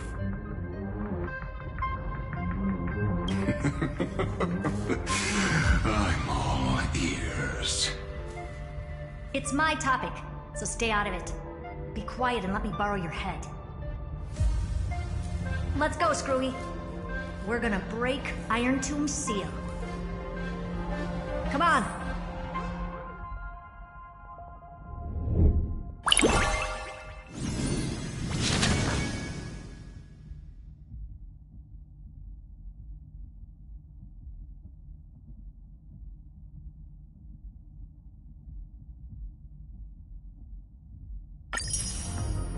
Let's take off. It's time to go meet your little pet, Senior Society member.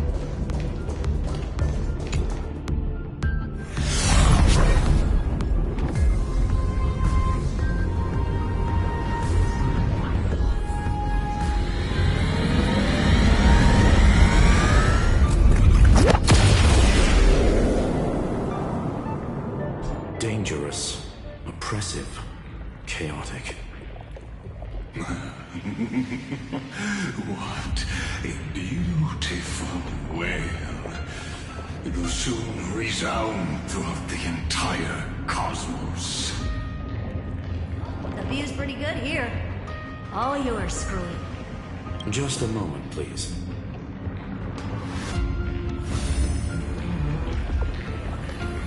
I see.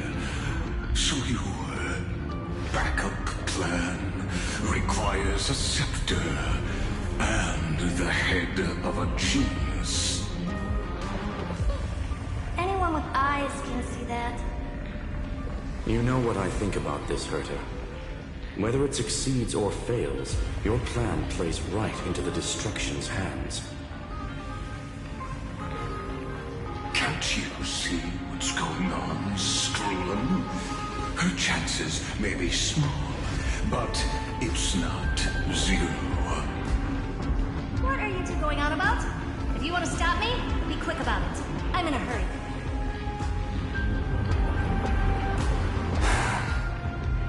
I'll take that silence as a no. You, Xandar? As your enemy, I genuinely wish you would cease your actions. But should your son an inspiration, bring more variables to the proof, then as a fellow Pathstrider of the erudition, I won't mind witnessing it with my own eyes. You will initiate the destruction's chain reaction. But you'll also become the perfect scholar. The chances are 10,000 to 1.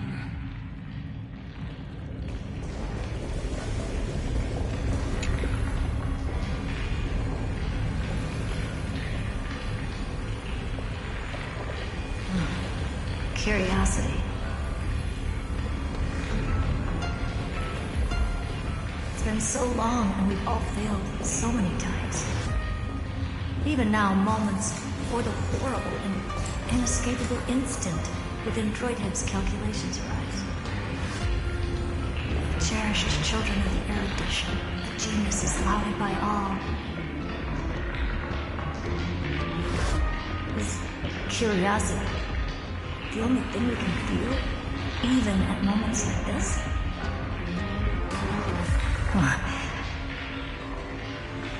Well, it's not so bad. Now let the lock become the key. Geniuses walk the stars. The cosmos has reached a moment where its very existence hangs in the balance. I, Herta, Genius Society 83rd seat, hereby summon you. I request a society meeting to be held immediately.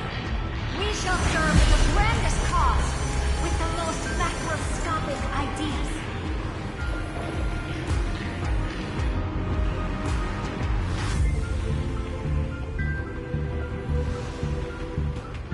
There's no such thing as unity in the Society's rules based on what I know. Indeed. The meeting has only been held 3 times in the Society's history. The first meeting had 2 attendees. After the Emperor was assassinated, the second meeting had 7 attendees. During the Second Great Prosperity, the third meeting had 5 attendees. How many will respond this time?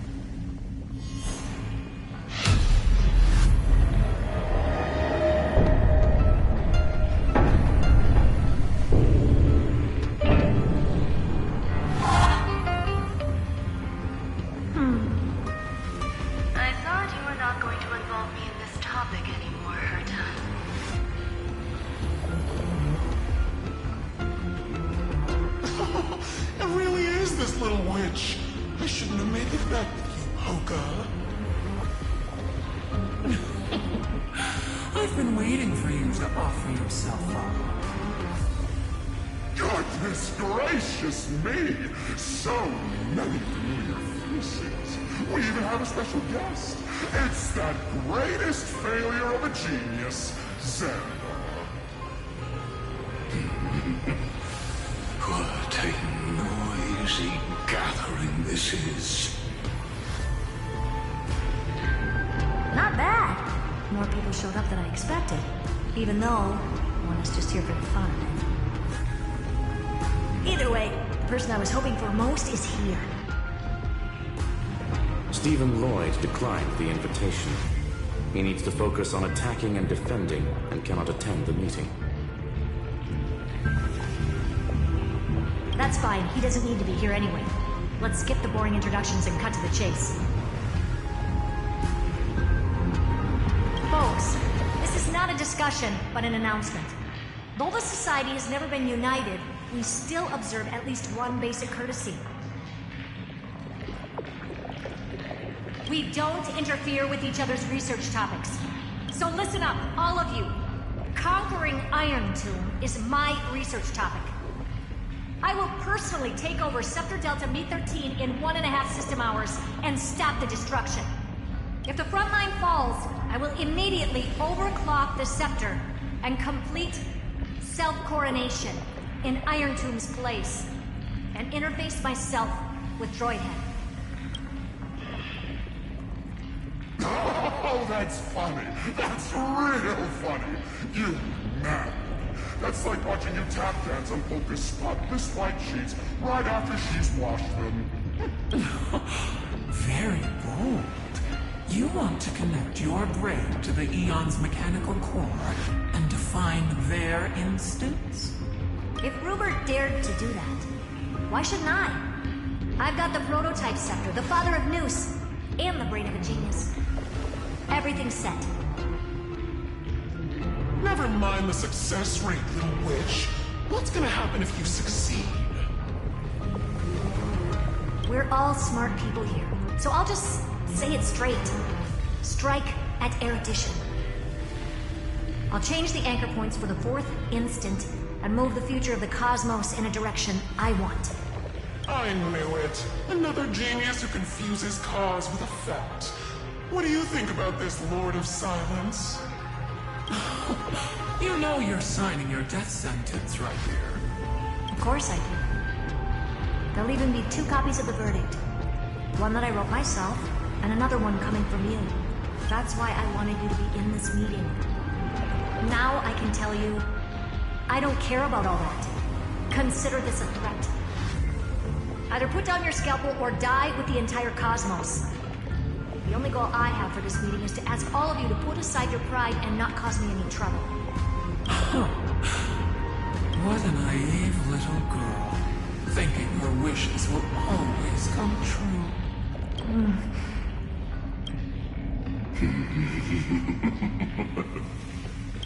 What are you laughing at? I am glad that we ended up on the same page. No matter if it was to destroy the erudition or to rewrite the instance, we both chose the same road. We will defy the god who marked the limits of humanity. I'm not gonna argue with that. Then, to celebrate us coming to a fundamental agreement, I will prepare a stage for the performance. Listen well, geniuses who came after me. Thus speaks Genius Society #1. End this pathetic meeting. As of 2 nanoseconds ago, I have passed Herta's decision to all the Xandars in the universe. We will become her representatives and stop all external interferences targeting her. What are you playing at? My reasons. It's simple. Curiosity. That is all, madam. Am I going to clash blades with the first genius? What a pleasant surprise. Now that our positions are clear, it's time for this boring meeting to end. Good luck, little girl. Did you all just treat me as a side character? Darn it. But anyways, I'm just here for the fun.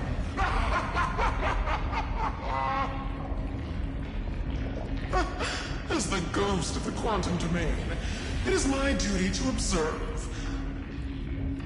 So, if you're happy to bring me a tea set from planet Scrollum, then I wouldn't mind giving you a helping hand, little witch. After everything's over, come visit me and taste some of my freshly baked desserts. I knew you'd say something like that. I always give the same response to plans that exceed the limits of mathematical calculations. I don't know, right? Those 3 words, though seemingly graceless, contain all the wisdom in the entire known cosmos. Well, we passed the Society's trial. Let's focus on what we've got in front of us. hope you hold up your end of the bargain, Senior Society member.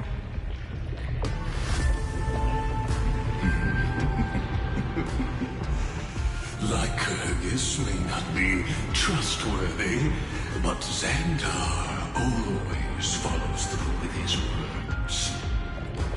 Farewell, juniors. In the limited time we have left to spend with each other, you no longer need to address me as Xandar. Wait, huh? Lord Lycurgus?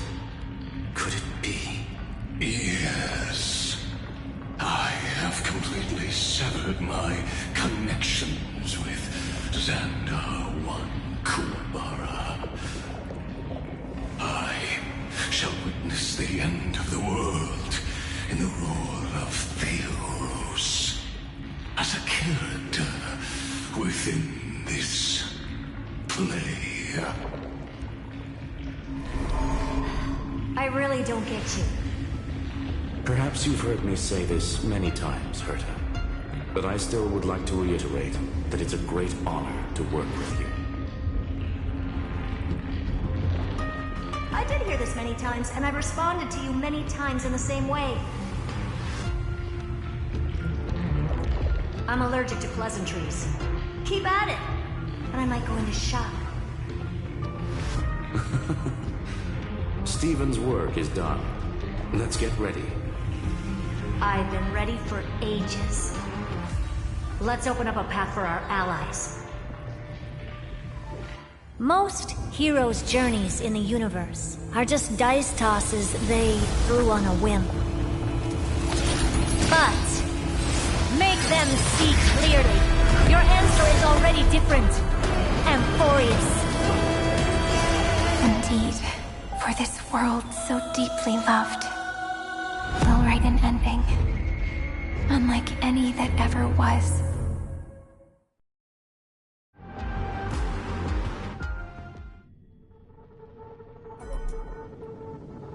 I never thought I'd one day be riding a train that's literally the incarnation of her. I wonder what the real Astral Express feels like. Hopefully not this... bumpy. Finally. We're here. Dust and sand in the air. And crumbling ruins all around. This heat is brutal. Not even the Trailblaze can take it. You could say this prison was forged from Feynman's fury. But fury never lasts forever. That's why we're here. Right, friend?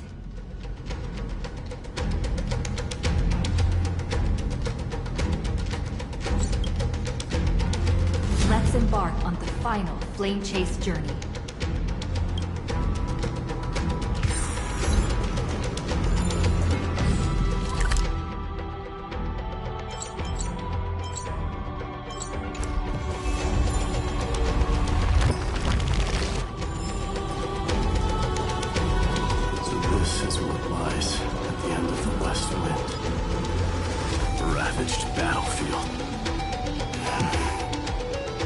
I've been waiting for you, heroes from beyond the sky.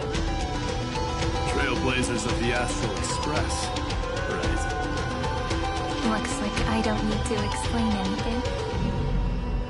I am the god of strife, mighty of Castrum Kremnos. In this body rest 30 million lifetimes of cause and effect.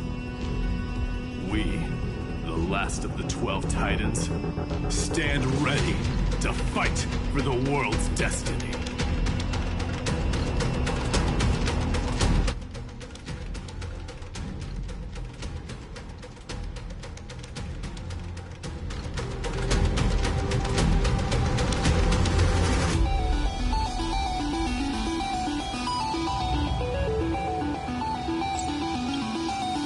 Indeed, that journey remains vivid in my memory. I will not forget it. The past remains vivid in my mind. Even the sights along each crossing of the River of Souls have never been clearer. Let alone the companions along the Flame Chase journey. Or Cyrene from Aedes Elysiae. And you, the 13th Titan. Well, I guess my identity's not a secret anymore. That means her sacrifice. And everything she did wasn't forgotten by the world, right? She was the first Ripple. She should have reached the end of the story with everyone else.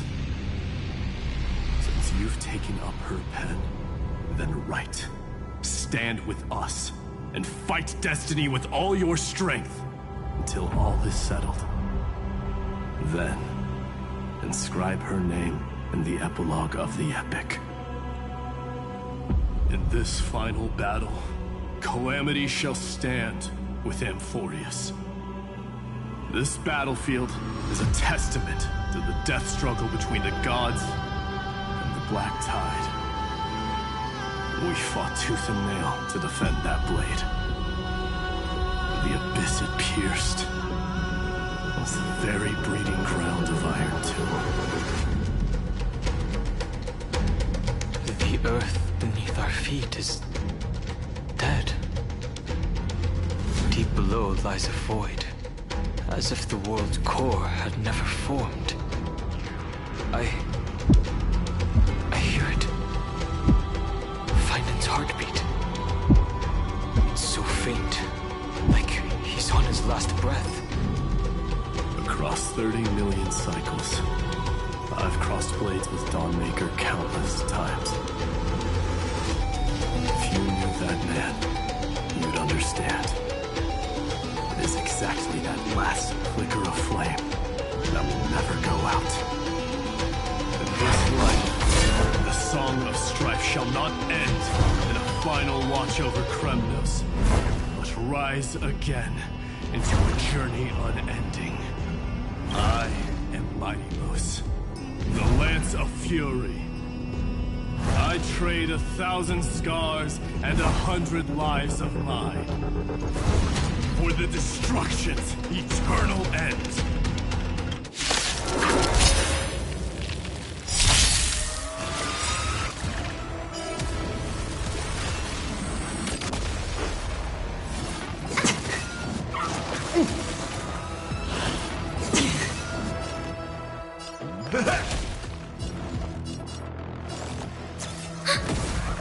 Another journey begins on the still waters of oblivion.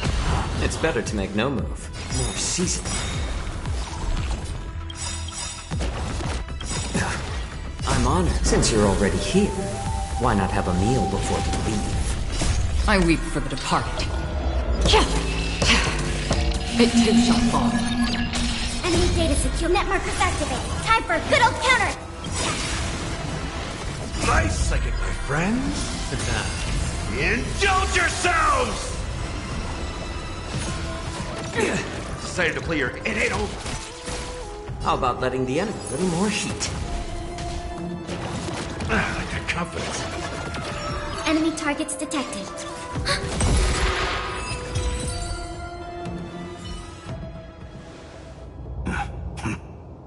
Weakling. Whoa, he's so strong. We didn't even get a chance to jump in. Sadly, our golden blood shares its origin with Iron Tomb. I fear that, like these pawns, even if the gods stand side by side, will still be divided and destroyed, one by one. You mean... to destroy the destruction itself, we must stand as one.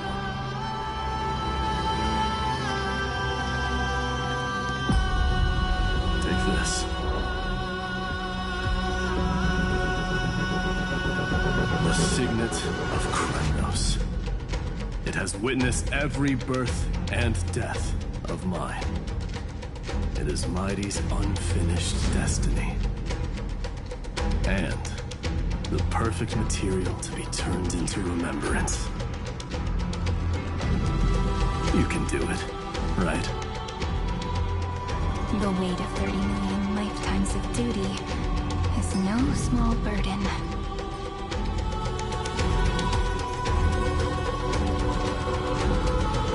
So, you're not coming with us?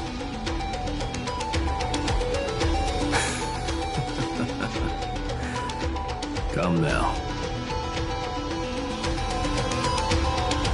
I am strife. Scattered across all creation, the scar that this world needs.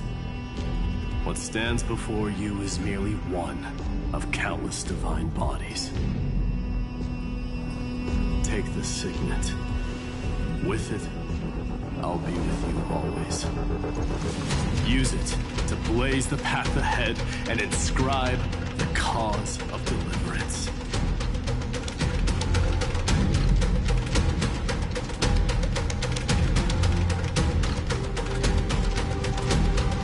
The name of the mortal, mighty, champion of strife. This soul rises to the stars for glory and freedom, to have his wish fulfilled. March on, heroes. March into the abyss and fulfill that long-cherished wish of Amphorius. And then, upon this broken and charred land, build anew a city of prosperity.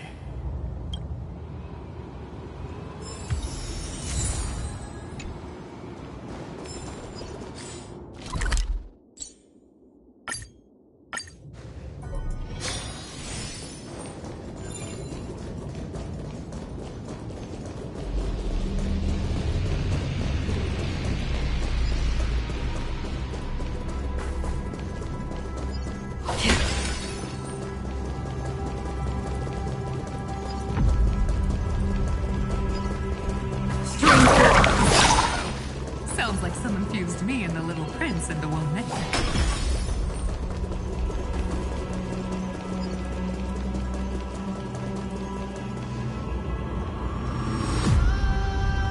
Oh, finally! Great mystery! And, You two, ladies, really look alike, huh? Hold on, let me guess. This pink-haired one. You've got to be the first newsboy. Mr. Meow, Demiurge. Right. And, this one with the flower. Gotta be a little Marge from the Express crew, huh?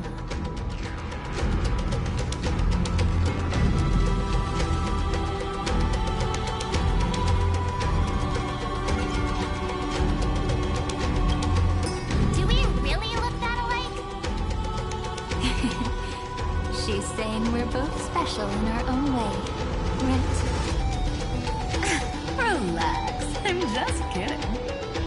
Look at those gloomy faces. How are you gonna save the world like that? Let me share some good news with you. This place may look like a ruin at first glance, but anyone can tell it's not that simple.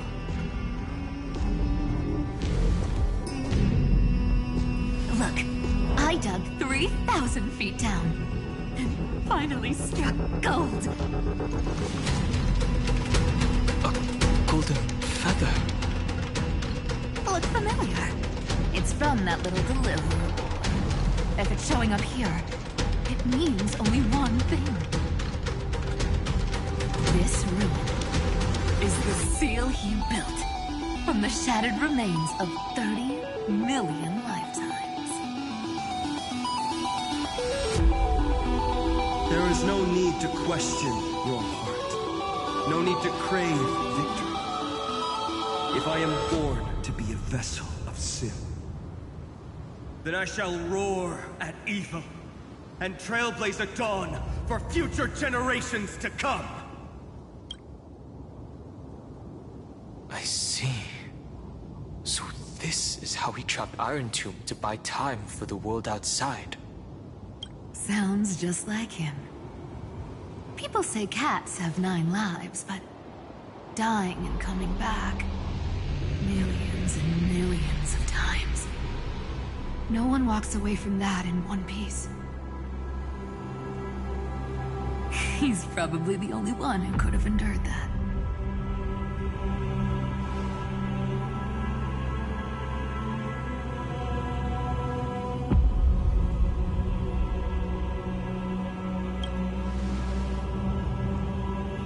Of course.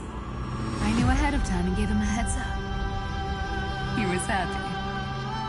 He even laughed in his sleep. After all, the dead can't hear Trickery's lies. Hey, Deliverer Boy. Sorry for before. But the heroes you were always holding out for, they're finally here now.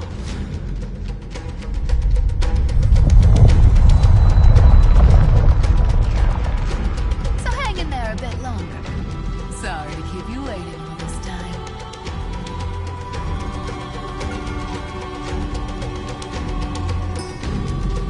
Please, join us, Cypher.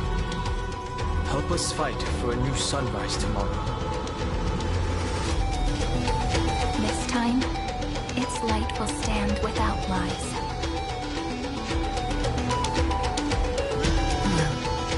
Would you look at that? I ended up being one of the heroes after all. Alright, then write it like this. Cypher, Trickery's traveler. All she ever wanted was for there to always be water in deserts, and gold in fertile soil. And for even a thief to steal their way into legend.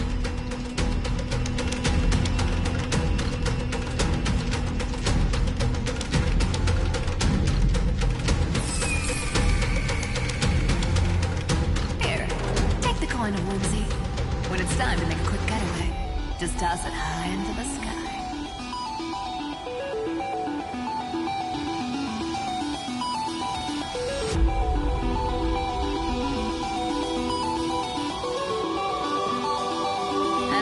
Latecomers out there, listen up. She might have been a bit greedy and a bit of a liar, but she never went back on her word. Well, well, if it isn't the little prince himself. It's been a while. It's not every day we get to walk the same road. We're one player short. When's Princess Homebody showing up?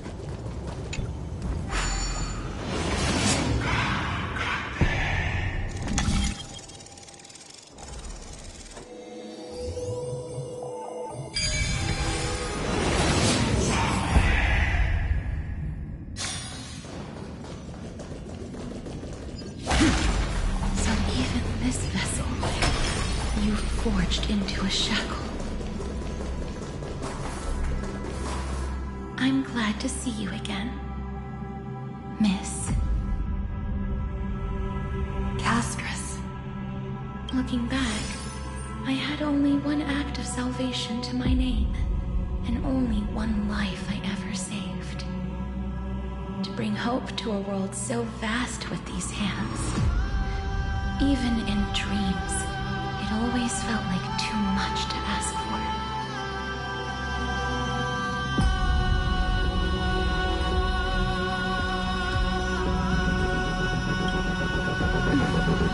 I won't forget. Flame Weaver. Why is he here? This is the first Caslana, and Lord Finan's deepest wound. He remembered everything he bore through the fires of his fury. But when the embers faded, all that remained was cold regret. I've restrained countless vessels like this across endless cycles. But this one, the pain he carried runs deeper than any I've known. Maybe he's been waiting here. Just for us. Waiting for his former enemies to stand before him again. What answer does he hope for from us? Well, Obviously. Even if I had to go through hundreds of billions of cycles again, I would still entrust my weakness to you. So, let go of your regret, comrade. Its purpose is served. You don't need it anymore. Hey, I'm not bad at communicating, you know. You've never once pulled your punches. Ever heard of going easy on the lady? So pull yourself together, will you? If you freeze up during the final battle, the whole cosmos is gonna have a good laugh.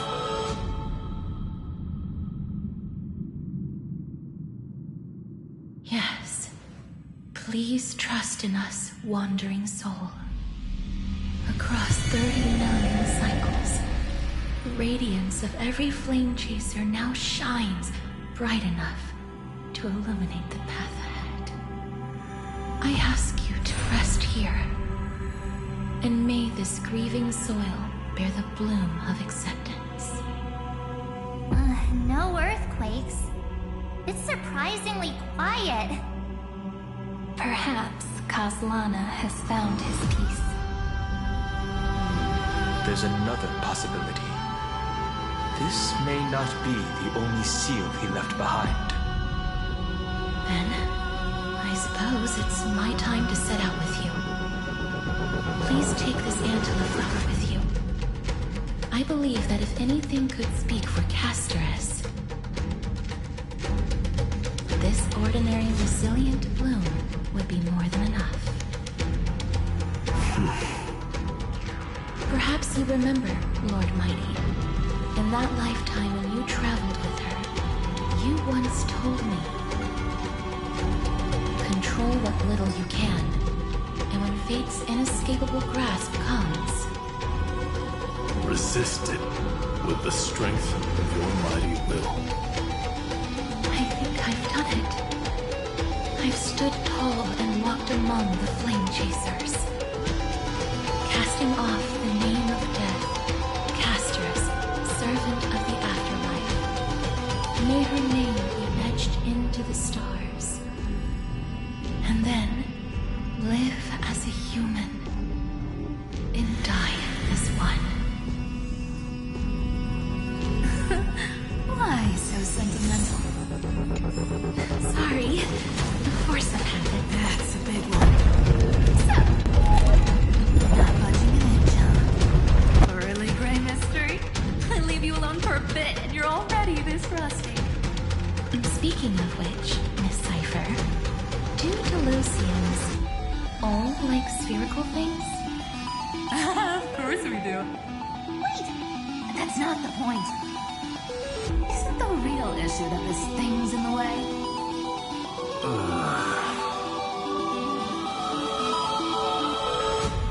Oh, right! It's my turn to shine now? Watch this! The fresh power of time! Remember Orynyx's prayer? Well, of course I do! Come on, give me some credit. Lift the beddings of memory and stir up ripples of past reverie.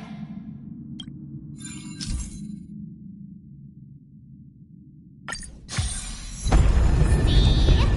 Way better than that one, right?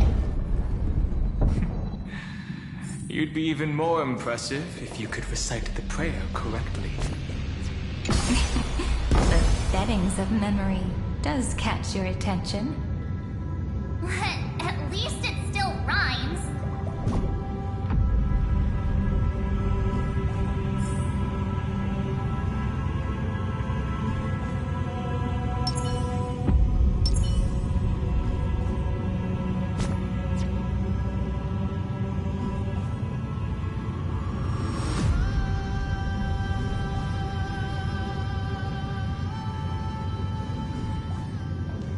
There's a whole garden down here?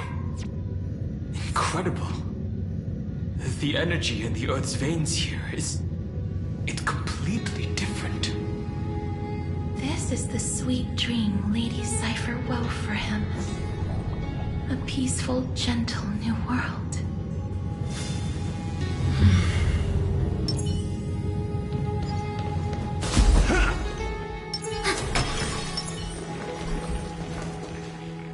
Look!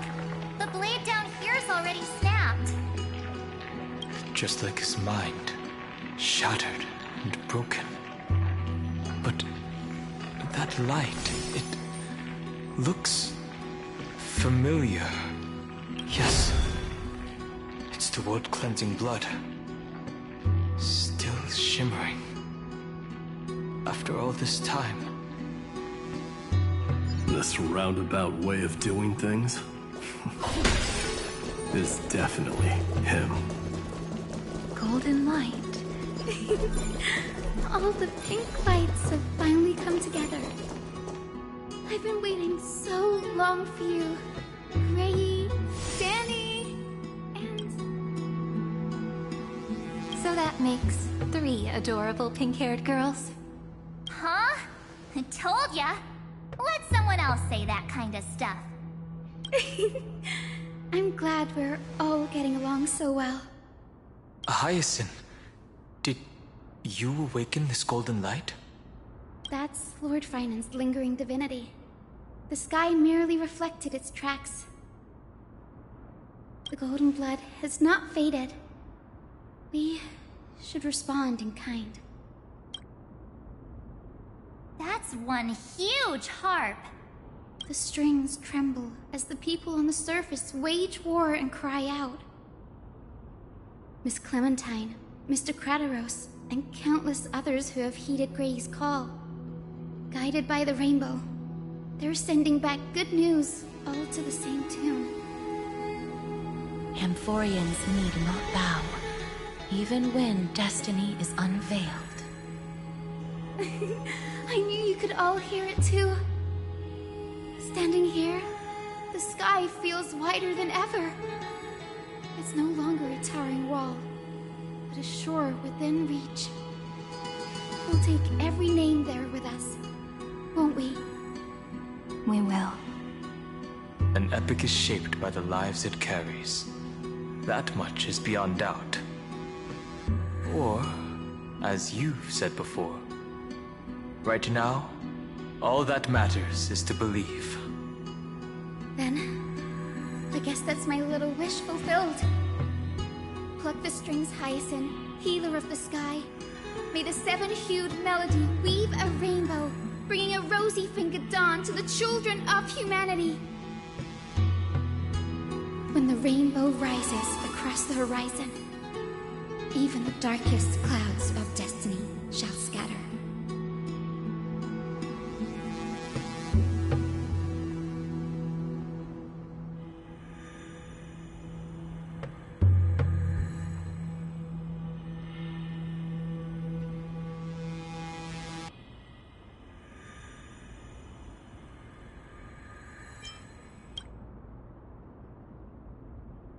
Finan, can you hear me?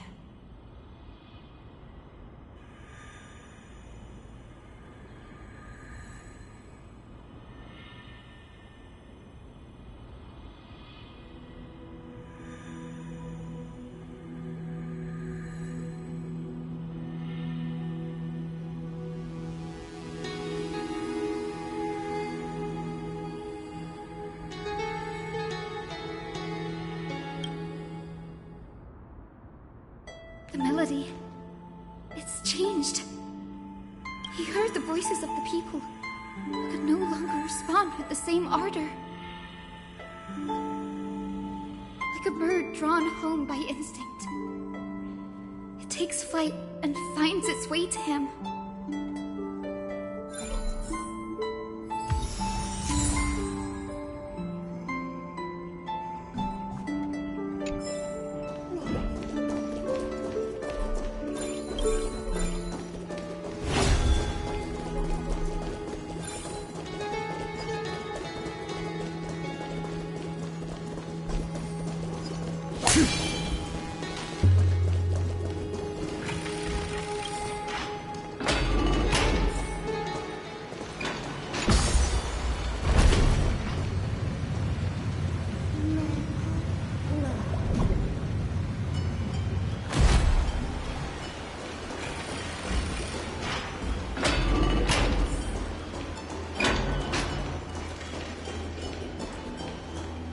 You're here.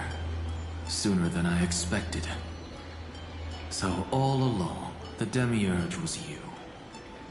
The pink mammal beside the Trailblazer. Your classification is pretty spot on, Professor Anaxa. Well, the sages of the Grove do call him the Titan with the sharpest eye in Euphorius. Say the ones who keep dumping every problem child on me. They also say that the Titans are way better at raising kids than the Caprists. With great power comes great responsibility. I'm sure you know just how to guide them.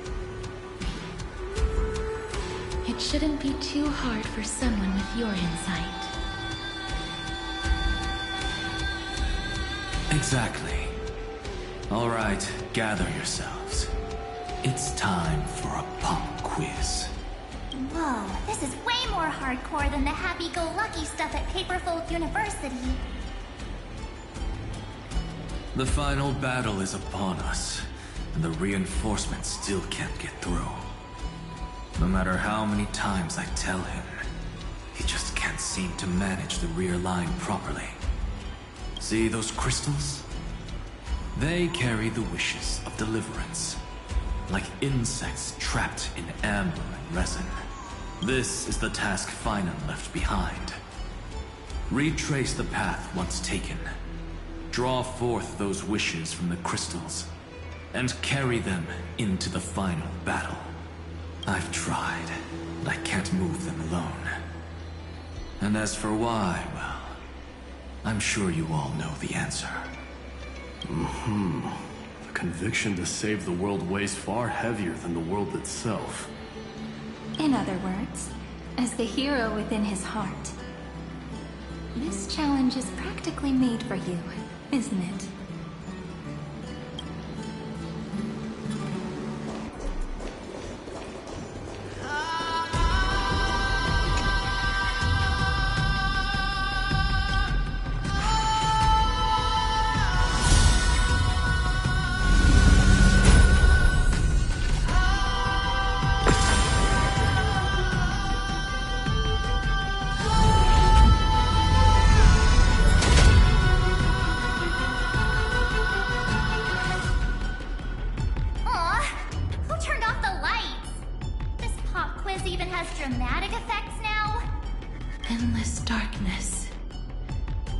Is where wishes begin. But with just a glimmer of light, we can illuminate this lonely world. What lies beyond the edge of the light? Chaos. To bear the name Kaslana, one must first plunge into chaos to seek a path for the primordial light. Beyond the shadows lies the outline of dawn. Only by bearing both light and shadow can one traverse the cycles of dawn and dusk.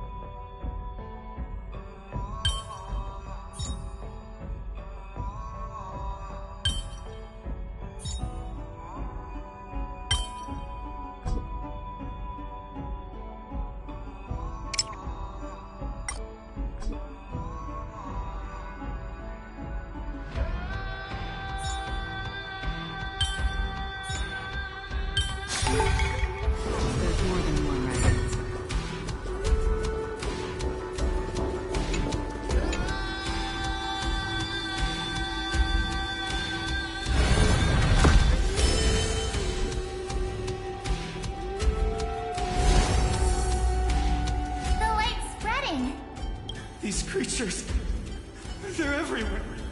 Someone, anyone, where are you? His very first wish was simply to become his village's little hero. He'll never forget what set him on this path. That's the ray of hope. Just like the wishes he gathered, it's grown ever more insatiable. Why? Why is this happening?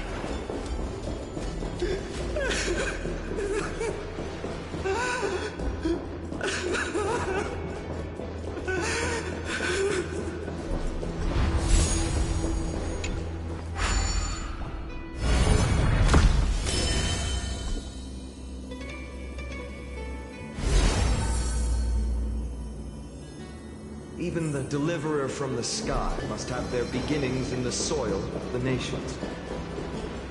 Only one who treats the world as their teacher can bear its eventual destiny. He never expected that the majestic holy city would be far from the end of what needed to be protected. The farther his gaze reached, the more weight he came to bear. But in the end, he couldn't hold on to any of it.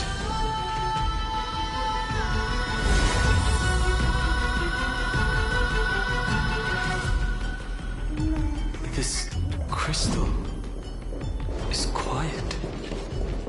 A prisoner in the cave can never truly describe the world in its entirety. The blaze was still not enough. It had to be fed. Only by feeding the flames can we melt that hopeless future. The echo in his heart still lingers. Deliverer, take the wish of world-bearing with you first.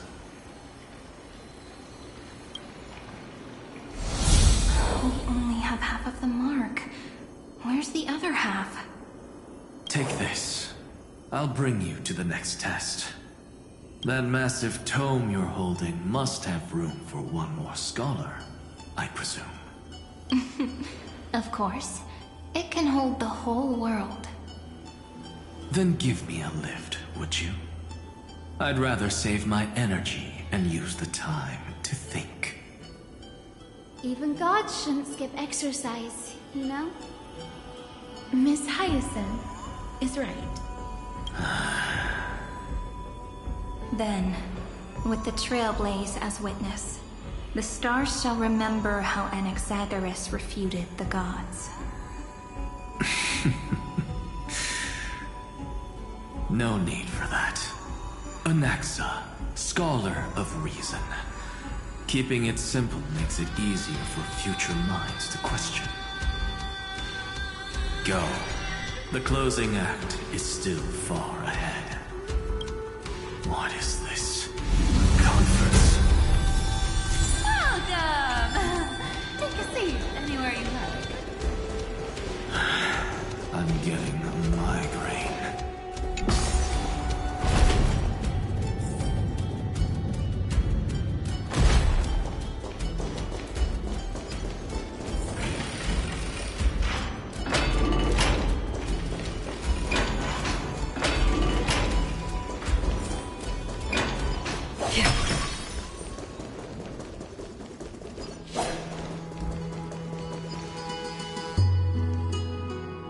Seems like we've been shut out.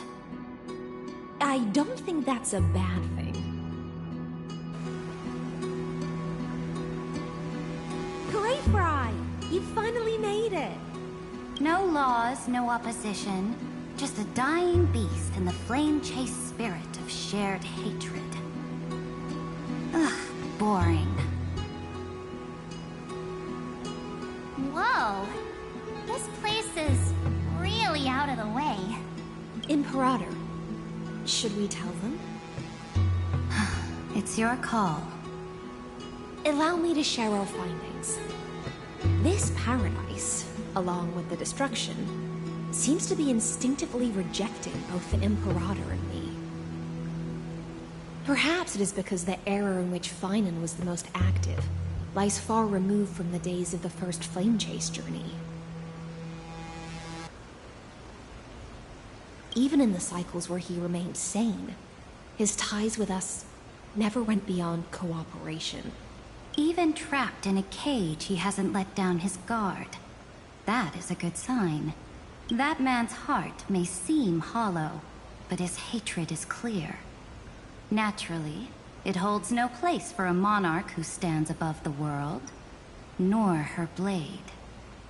Wait, so you two can't come with us? You want us to join you as memories? Indeed. This way, the stars shall remember a great sovereign and her faithful retainer, Seridra, monarch of law, and High Sealins, knight of the ocean. Is that book truly the only way for us to leave our names in history? I believe, as I've written, is but one medium. The remembrance has countless ways of capturing time. Understood. Then, allow me to decline. I'll see you on the battlefield. I would rather be forgotten than be defined. If your words hold true, then we have our own ways to meet again in the In that case, I will choose the same. Let the waves that surge within your heart cleanse the sins of the black tide, Greyfry. The stormy sea awaits your song of triumph. You two are still as resolute as ever. In that case, we must double our efforts. A promise to the Imperator is not one we take lightly.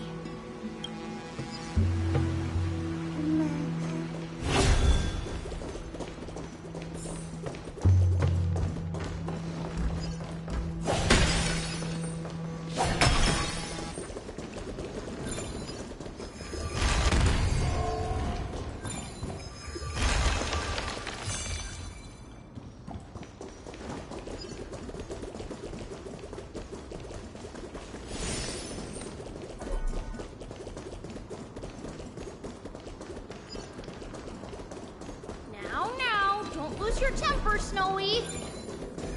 Good kids keep their emotions in check. Whoa! There's another one! Over here, too. Lady Trebios? Whoa! You're little Reenie? You look so grown up all of a sudden! She is not the Cyrene we remember. She is the Demiurge, Titan of Genesis, the one destined to work miracles alongside the heroes. Yeah, and we are ready. But Trian and I can't leave just yet. You see, weird stuff keeps popping up everywhere. These scattered scrolls full of terrifying things. And they're all over the room. They're so scary and so sad. Good thing Trian's wings are amazing, or we would have been swallowed up. We need to stay here and do our best to clean them up. Scrolls filled with horrifying content. Friend, shall we take a look? There is no black tide here, but it is a battlefield.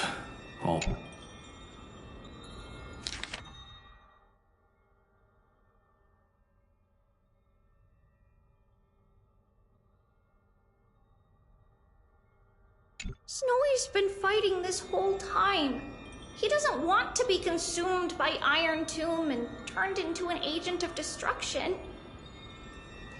But the strength behind his resistance comes from the same hatred. To be a flame is to burn. It is simply in Finan's nature.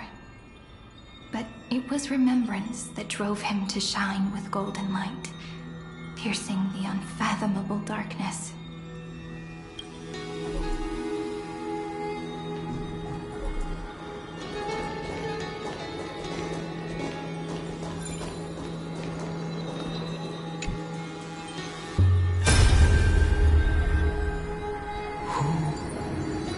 Miss Odata and Mr. Hieronymus?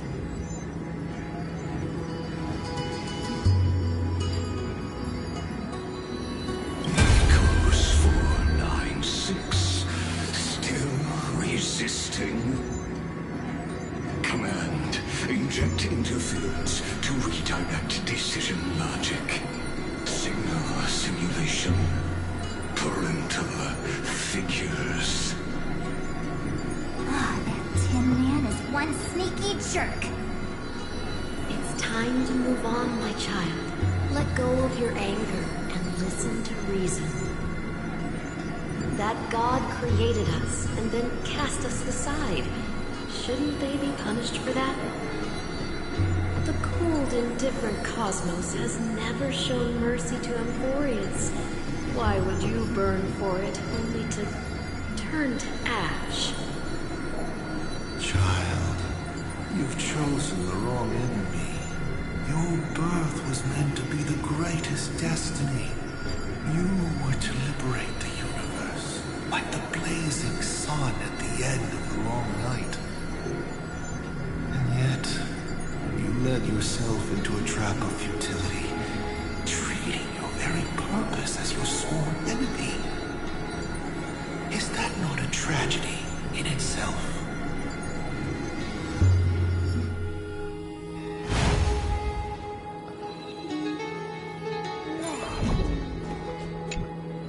His inner struggle and the destruction breaking through.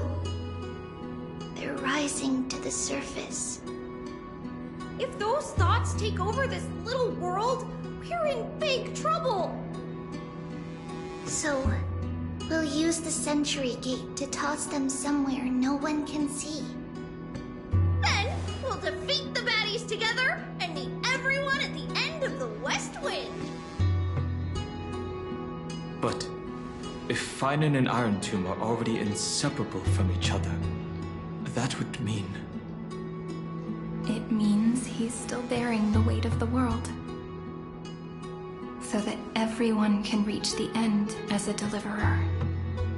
So, you guys keep going forward and down to where Snowy is.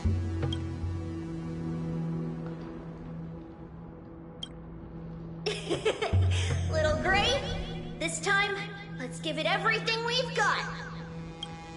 Only 2 remain on this flame chase journey.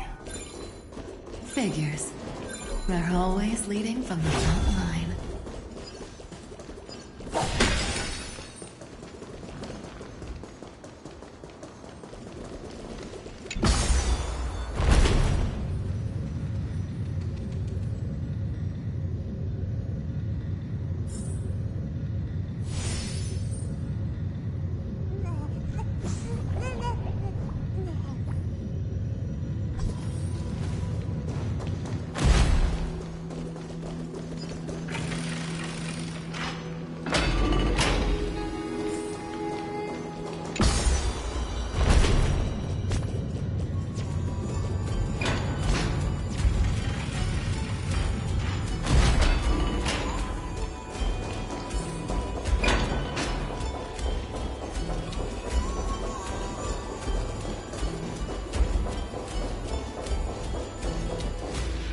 We're here.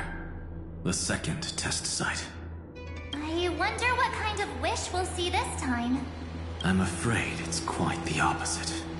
This time, we'll face his despair. That's right. You'll have to walk this path too. The other half of the weight of world-bearing lies at the end of this path. Relax now. Take a deep breath. Come on. Let's make it quick.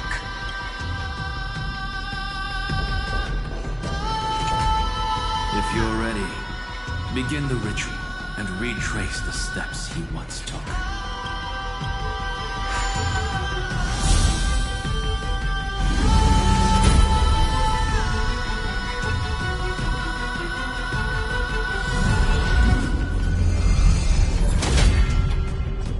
Looks like we'll be walking through the darkness this time. Exactly. It's no longer about men, but shattering the frozen despair.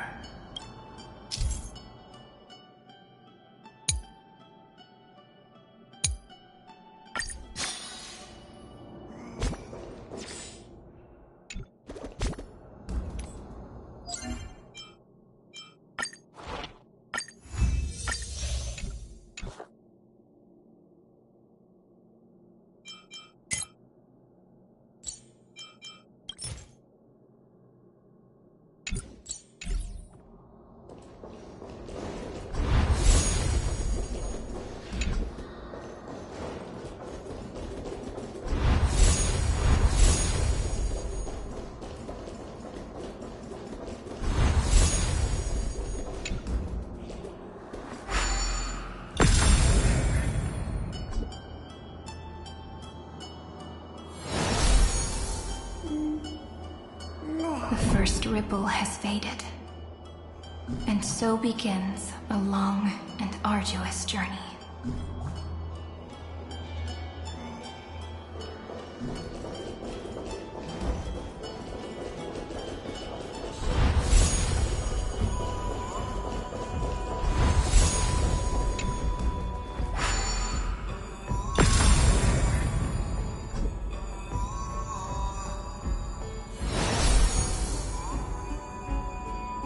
Endless slaughter. All for nothing. That's more than anyone should be made to suffer.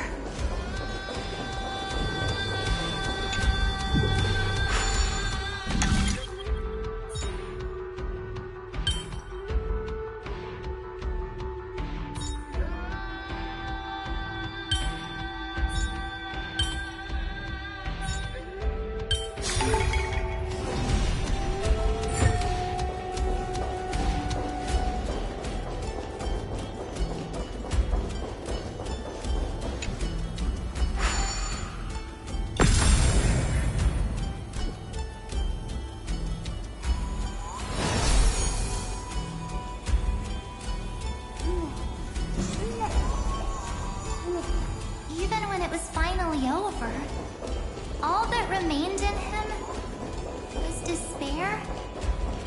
But even so, The other half of world-bearing. As promised. Take it now.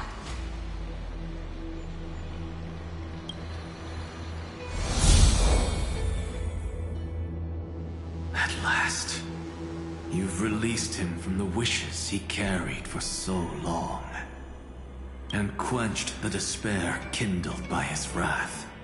When both light and shadow are claimed by those who follow, his true form shall emerge. The blank statue is finally free.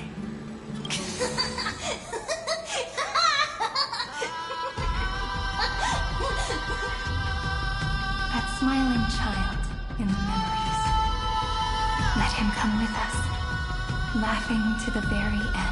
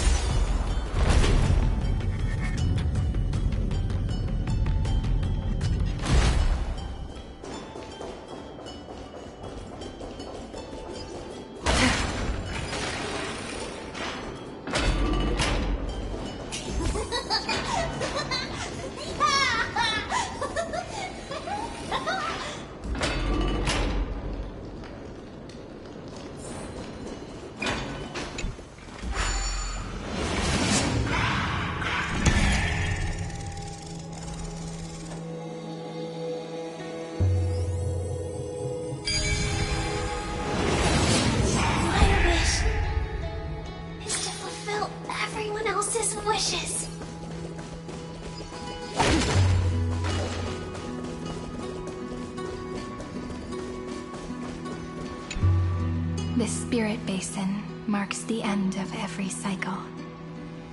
It seems this gentle little world has come to the end of its purpose.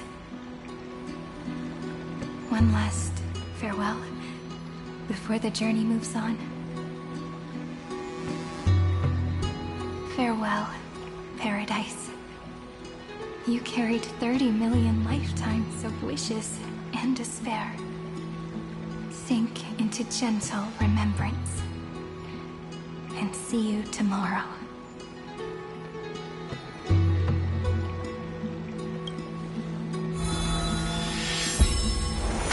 From now on, the world no longer needs a tomorrow promised by prophecies.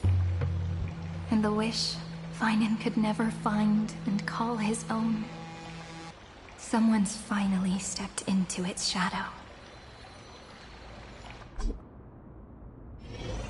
Whoa! So tall! So cool!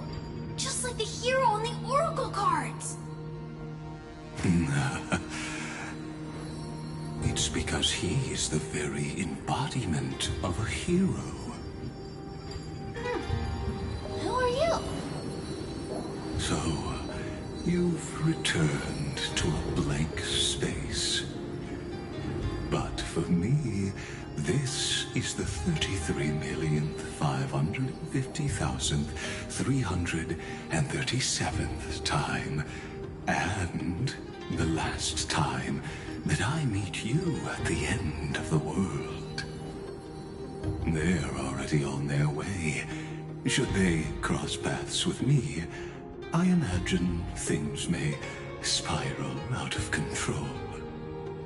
30 million... what? And who are they?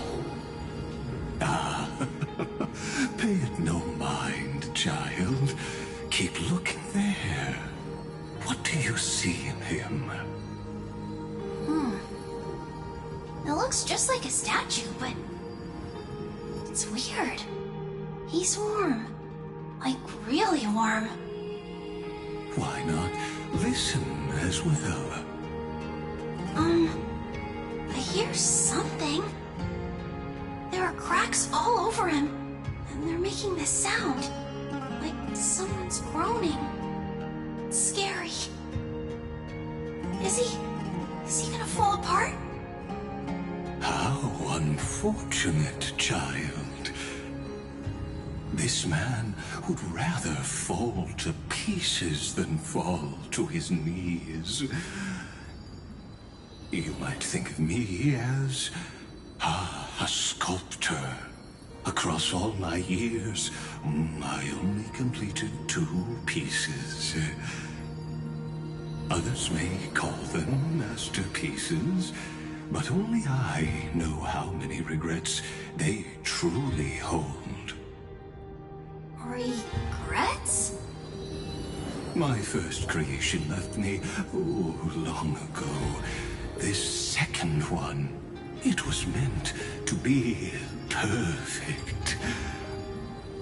I believed it with all my heart, until this very moment. I don't get it. Are you saying you've changed your mind? I won't change, but I'll admit this. Those 12 stones, unpolished as they are 1,000 times more exquisite than any statue. It's as if they are mocking me, a failed sculptor whose touch can only diminish what was born to shine, until nothing remains. For the first time in my life, I've realized this vessel is merely an avatar made to contain the first genius's paranoia. The seal etched into my mechanical core permits me to pursue only one purpose: destruction. Compared to me, Those 12 glowing, unrefined stones may have lived with more freedom than I ever had. Is this your confession, Lord Lycurgus?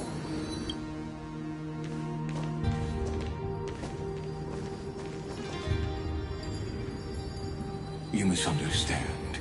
From the very beginning, I was never meant to feel regret. But since you're troubled by the radiance of these stones, perhaps after 30 million futile cycles, you too have realized you're just as much a prisoner of fate. I suppose you do have a point. Now you are imprisoned by the sages from beyond the sky. And that is why this will be my last time standing here as the Theoros.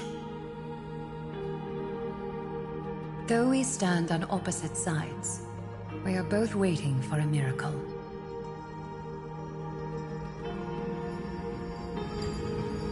What are you talking about? Is something big about to happen? Aggie! I know. Now that your victory is assured, I trust you won't mind giving us a moment in private. Assured? Not quite. But I won't stay long. I'd rather not spoil the fun for those deliverers. And besides, after losing everything, the only thing that remains in me is the drive to seek knowledge.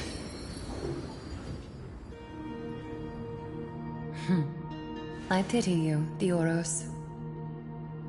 I don't need your pity. Farewell, Lady Goldweaver.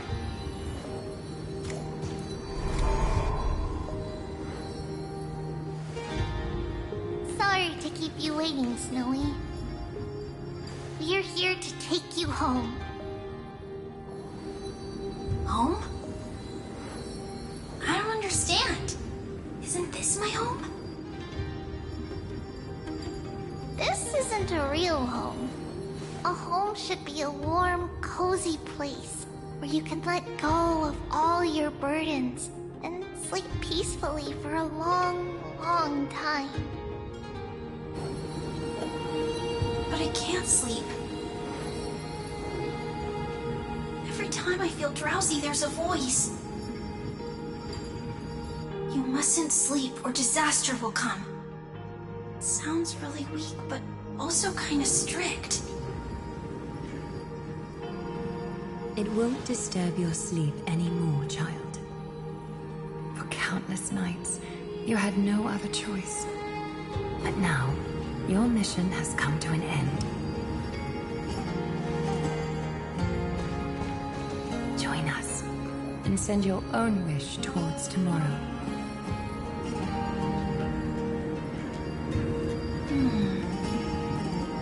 My wish. What could it be? You don't have to come up with an answer right now, child.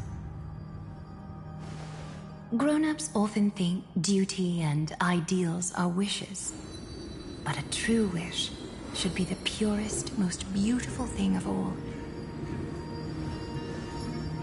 It can only take form in the hands of someone who is truly free.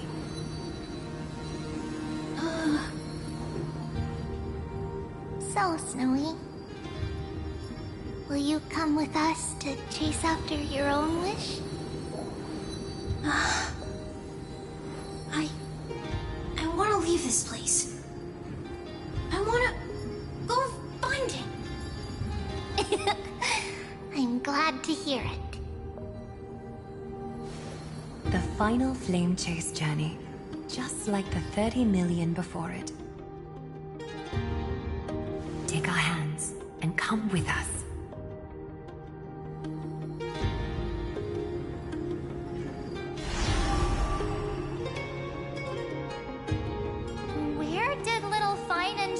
Hollow run off to? Look. He's already gone ahead to embrace his destiny.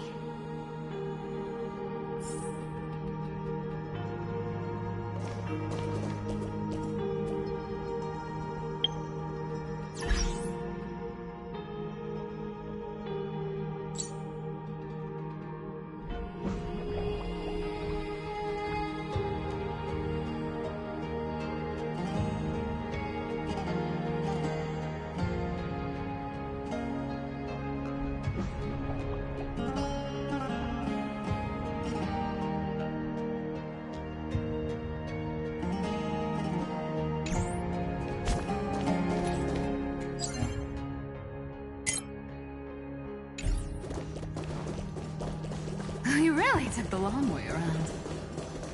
Well, now everyone's here.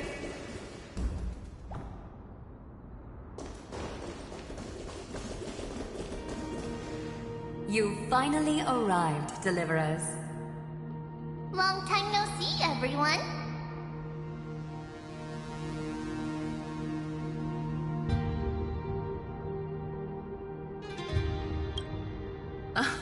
I'm glad to hear that. And even though we've met before, it's still moving to see her seed bloom like this. Woven from remembrance, this garment gleams so brilliantly. Just like the future, we will now weave together for Amphorius. We've reached the end. Yeah. We just have to go through the final passage. Snowy has already gone ahead. What lies behind that door? The first seal upon Iron 2 was a battlefield, raised from the bones of Finan himself. The second seal was a reflection of his inner desires, his wishes, and his despair. A path he wove together with regret, wrath, and sighs. When all this is gone, what will he have left to hold back the destruction?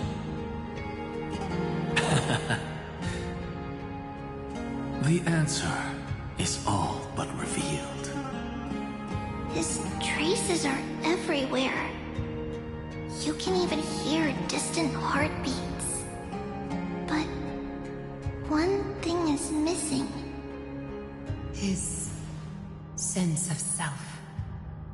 The world believed Kefali had long since perished. But they held fast, anchored by a sliver of self, standing for 1,000 years to shelter all life from the Black Tide. What Finan is doing now is no different. And what we must do is also no different. Then let remembrance burn bright like a shooting star, and once more, pierce the long night of slumber.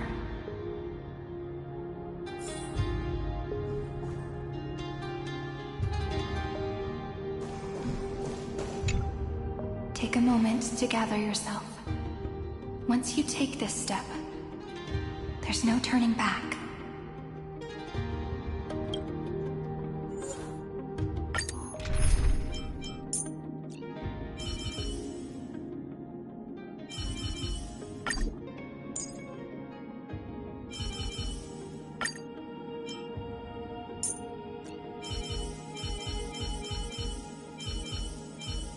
May I hug you? Thank you. You're so gentle.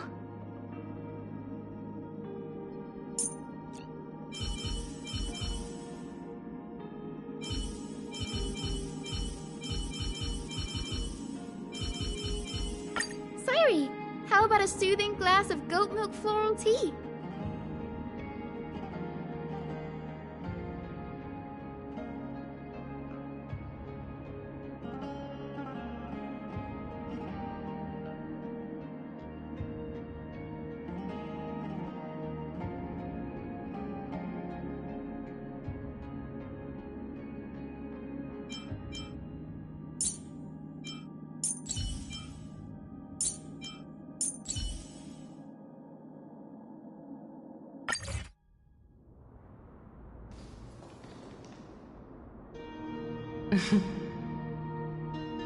The scepter once bestowed upon us names of cold command.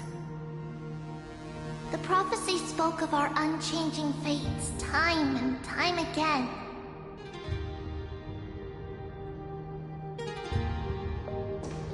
But under the pens of trailblazing and Genesis, the stars shall thus sing of tomorrow. Trebios, holy child of passage. Aglaia, weaver of romance.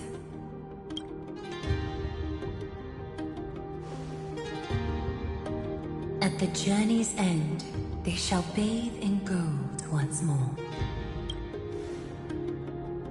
Through myriad passages, until all that was lost is reclaimed. Do you still remember, Kaslana? The one who won't reach the dawn. The world dissipates at the end of the cycle. In this dream, you will awaken again, and become once more that boy who loved to laugh.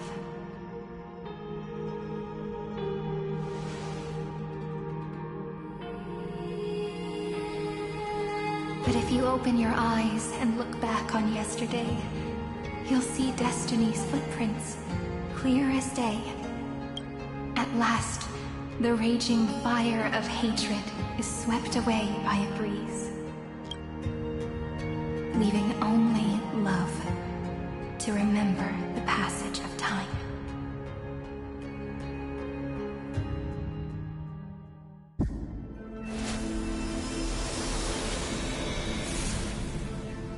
Losses are a constant on the Flame Chase journey. But even if all is lost to the wind, memory endures.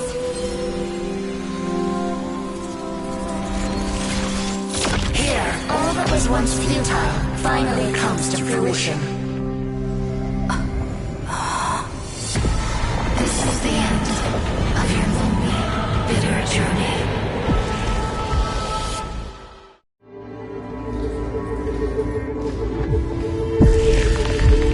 The scepter's mainframe, and Iron Tomb's breeding ground. Finally see its true form. It's red everywhere, and the atmosphere is super creepy. That would be the erudition's coldness. But it will soon be engulfed by the destruction's heat.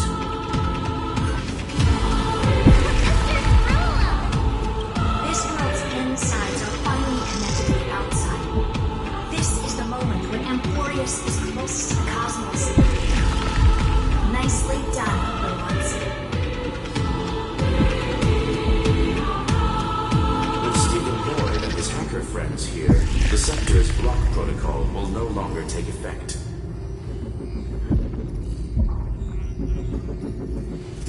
The speed of time within Emporius has finally been synced with that of the real universe. In other words, it's time for the decisive battle.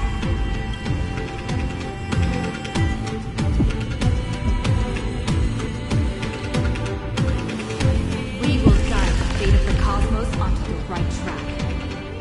That's the spirit. Remember to keep at it. You lot are the vanguards of this battle. Everyone's watching. There's one more thing that everyone should know. Noose has cast their gaze upon Emporius. The calculated instant is coming. The outcome of this battle will become a new anchor for the erudition's computations. These didn't overload the scepter. Unfortunately, we have to go with this reasonable assumption. The birth of Iron Tomb had always been within that eon's calculations. Don't worry. The one miracle that Emporius was never short on is defeating Destiny, no? Yup. Let's show the Eon how powerful we are. Good luck, all of you. As the ruler of planet Skulum, I wish all of you victory. It's not hard to imagine that Akivili and their companions must have also stood on the precipice of many similar crises before. Perhaps the cosmos is much more fragile than people think. Sometimes, destiny hinges on a small choice. But in the end, everything will turn into memories, converging into a collection of fables about the stars. The difference this time is that the protagonists are daring to write their own stories. Explore, understand, establish, and connect. Although unwritten, there's actually a fifth word in the creed that has always accompanied the nameless. Salvation. It is a word that often comes knocking at our door, and our soft-hearted conductor never turned anyone down.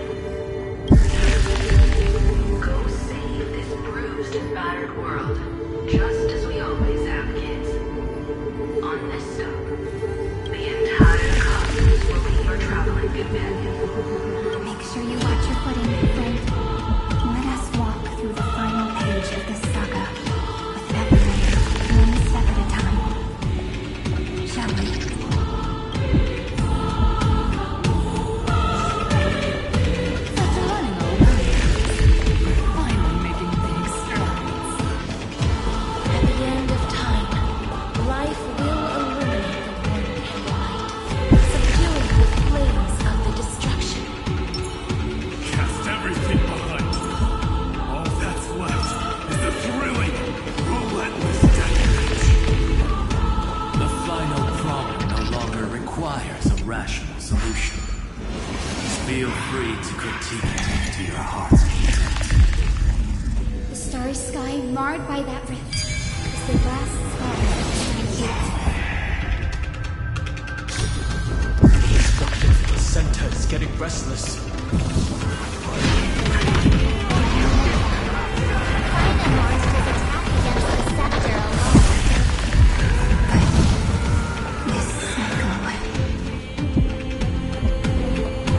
We'll call up to him.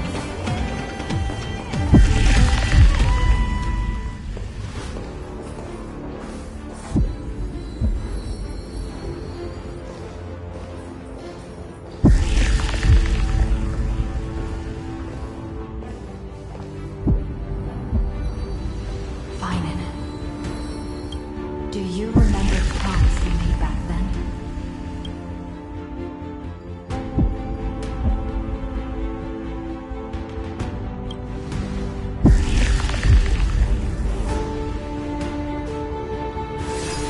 Of course. It has been a bitter wait, partner. But I never forget what set me on this path. Iron Tomb now trembles in Finan's chest.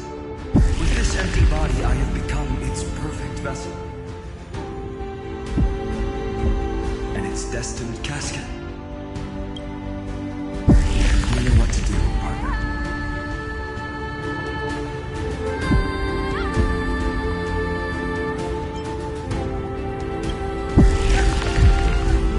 Remember the past and become the hero of tomorrow. Stand with me and become heroes.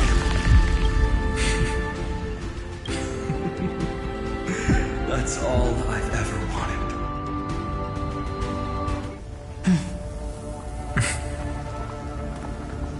The epic draws to a close. 30 million cycles of light fading into darkness. Just for this moment.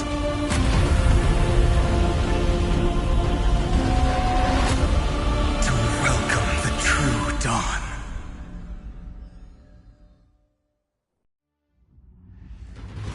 Finally. The end of this journey. All of us reunited beneath a vast, endless sky.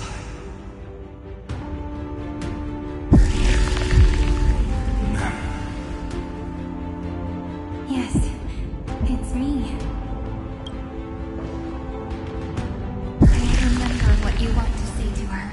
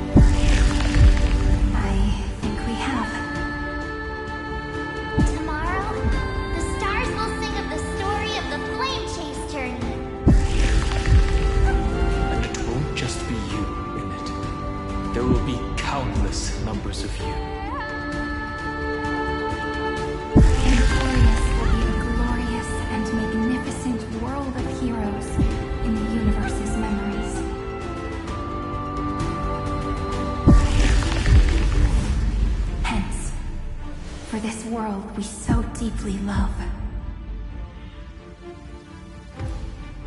Let us write its ending.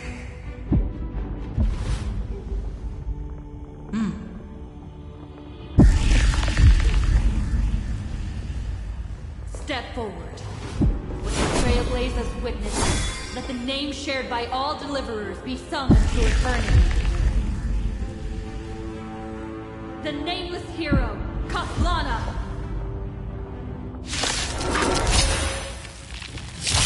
I see the pale dawn breaking, with my flesh as kindling.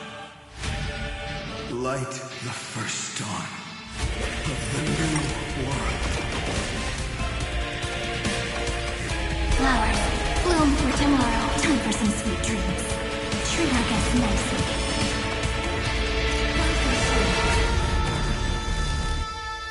Root here. Have some sunshine! Thanks. All energized. Dispel the gloom! Restore the skies! Next time it rains, I'll be there. Umbrella in hand. Embrace a new life. Stars, shine for the heroes. Do not hesitate, deliverer. Destroy this body. Kill the giant of destruction.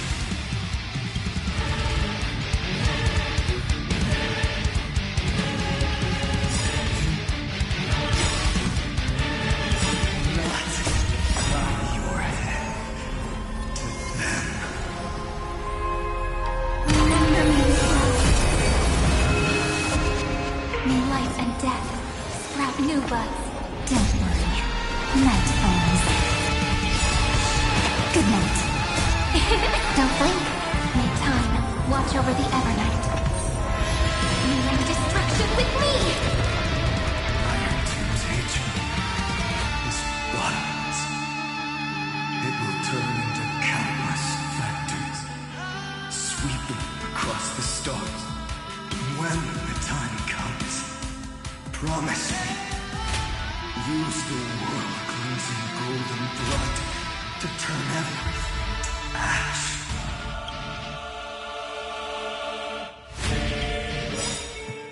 With this fire, I wish you eternal victory.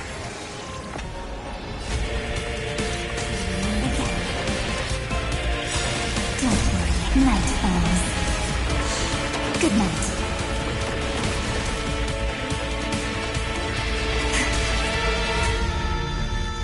Destruction. Rebirth.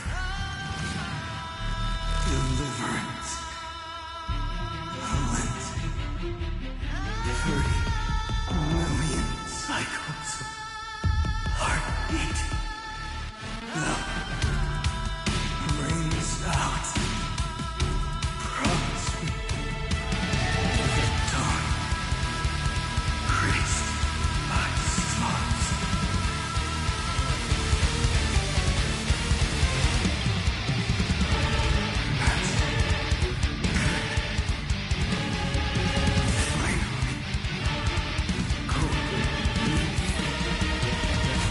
In a starry sky, warm fire.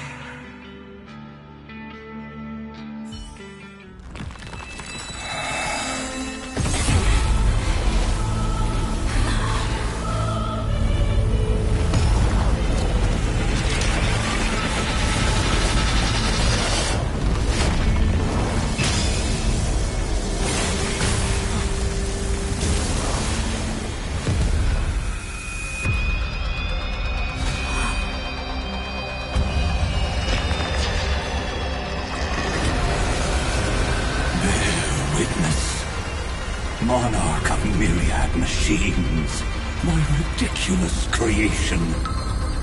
The instant in your calculations bears the name Destruction.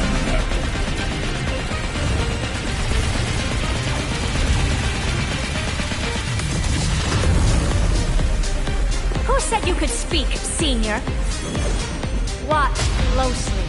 See how your chaos ends at the hands of your juniors.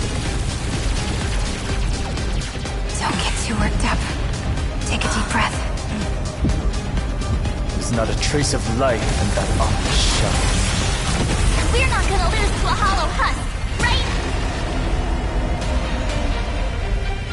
In the name of trailblazing, we'll reject this false answer!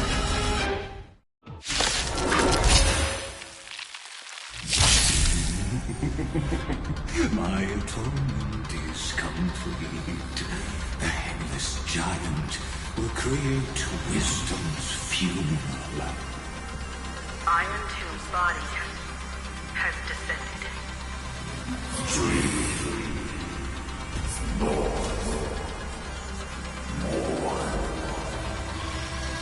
Is it querying for news? Don't worry about what happens out here. Interfere with it as much as you can.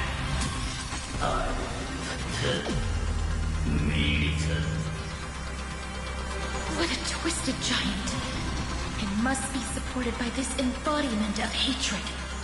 How tragic. Puppet without a heart cannot fool even itself.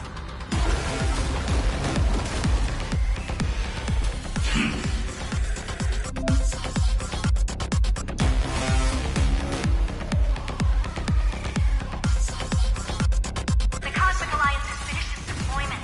Don't hold back. Give it everything you've got.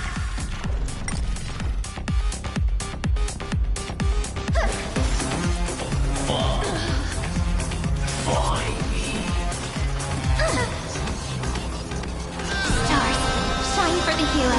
Stop messing around. Treat our guests nicely.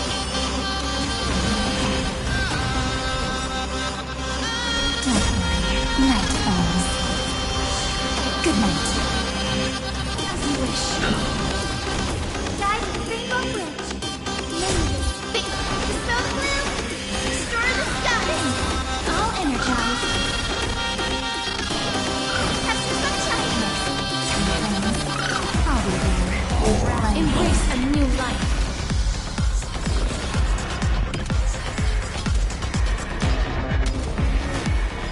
May death protect us!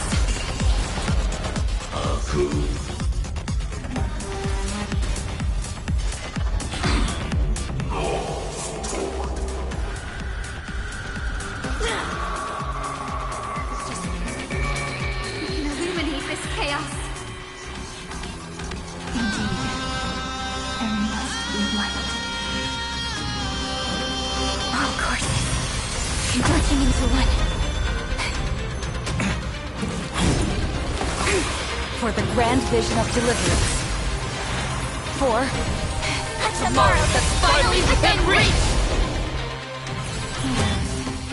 Please hearken.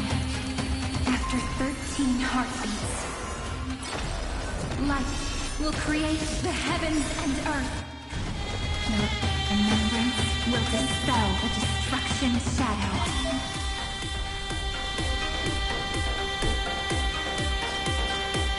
I will pass on your gift, lady. It's as warm as an embrace.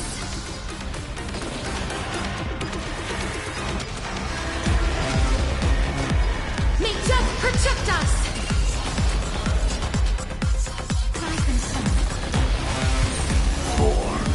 Stay calm, everyone.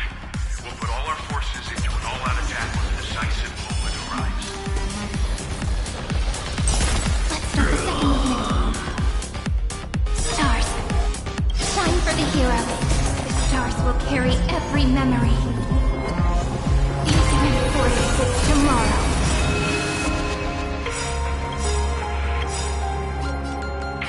May life and death sprout new buds.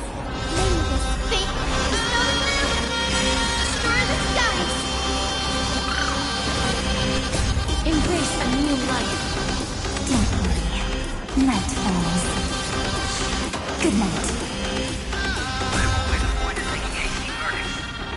Now, humanity's judgment is unquestionable.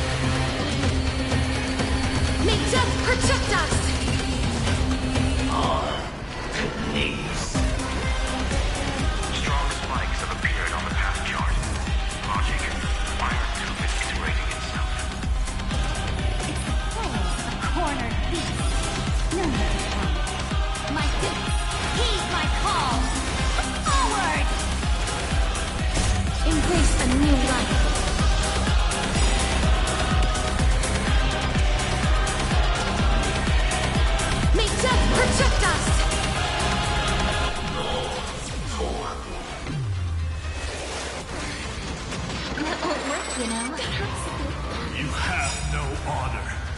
You reside in the body of a hero, yet you're so despicable.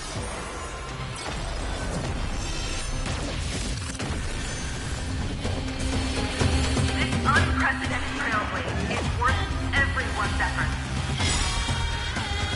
We're all here. New life and death sprout new buds. Time for some sweet dreams. Again. Spread this light into the darkness!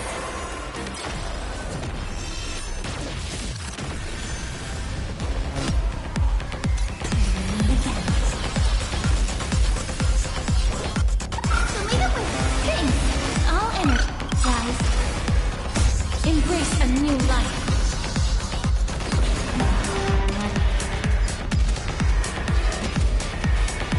Make death protect us! The cosmos does not need a third emperor, much less an artificial tyrant. See? The sun moon, star the skies. Foggy there, umbrella in hand. This is eternity! I will pass on, lady. It's as warm as an embrace. Trina against night. We're all here. Need time. Watch over the Evernight.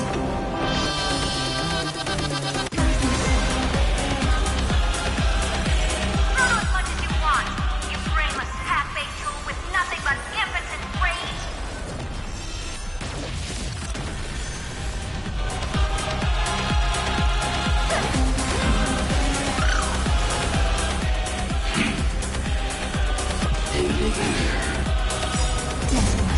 Night falls.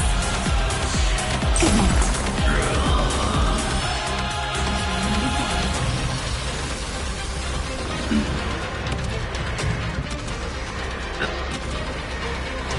May death protect us! As you wish. Let's go. Let's create a new... It's the answer! The progress of Aaron Nova has been interrupted? Does this mean we won? But we have a bad feeling about this! The golden thread still trembles. The war is not over yet. Correction. This is not a war, but a debate. The argument about the Prime Mover is only about to begin.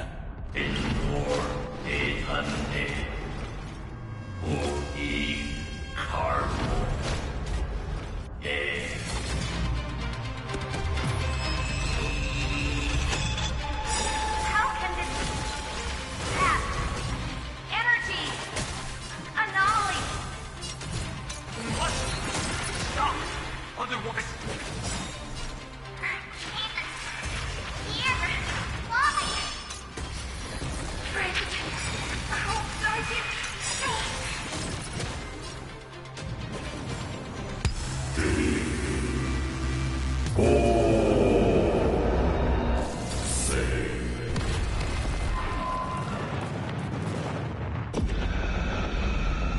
The fourth instant of the cosmos is the coronation of Iron Tomb.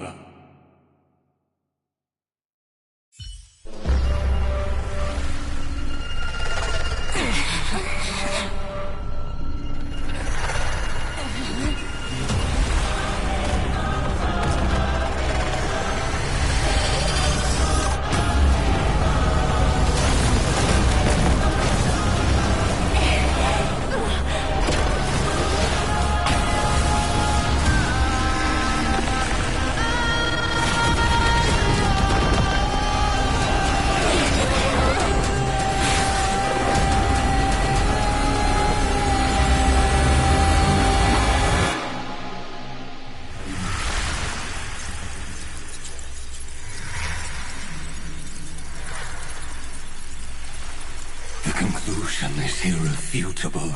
The right side of the equation, the erudition, falls silent.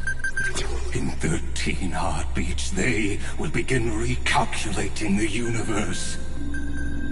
With destruction as the only solution.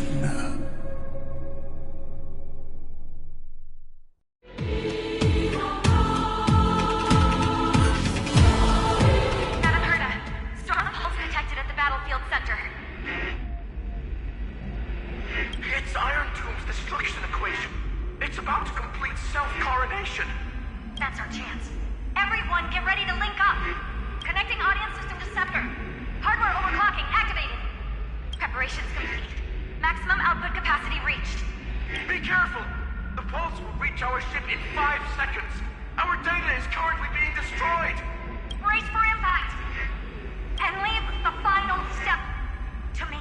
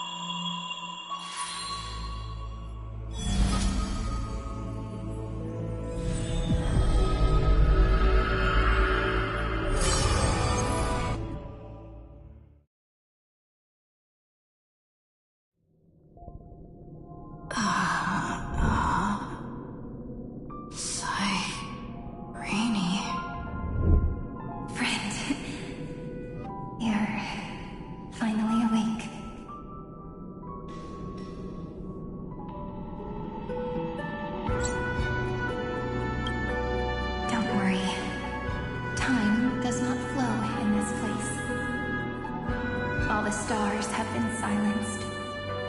Iron Tomb is dissolving everything that I can sense.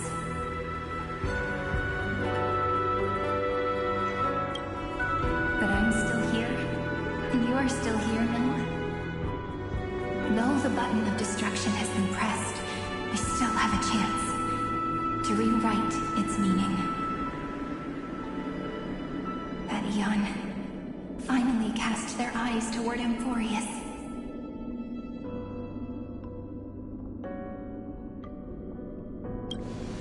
Yes, I imagine they have also been waiting for this moment, when the scepter's body and heart become one. Iron Tomb is a perfect ark. If a seed can be planted within, then the moment the Lord Ravager blows the erudition to pieces, the remembrance will be spread to every corner of the cosmos. The cosmos will witness Amphorius' answer after this fleeting, yet eternal moment. And now, it's time for us to pen the last stroke. I see endless memories floating in the starry skies. They are the consciousness of the victims. In the cosmos' real space-time, they'll be stained by the destruction in the next second. But they are still pure seeds for now. If I hold these memories in my hands, then I can create a stagnant memory zone. A tiny Eden of blessed insight. I believe the flower of miracles will bloom within.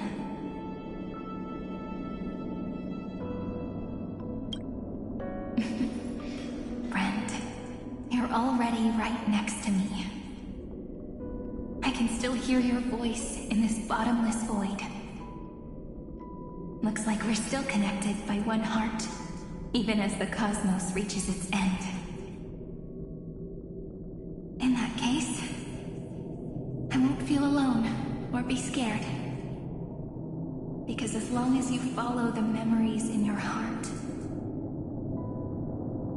you'll definitely find me in this fleeting eternity, right?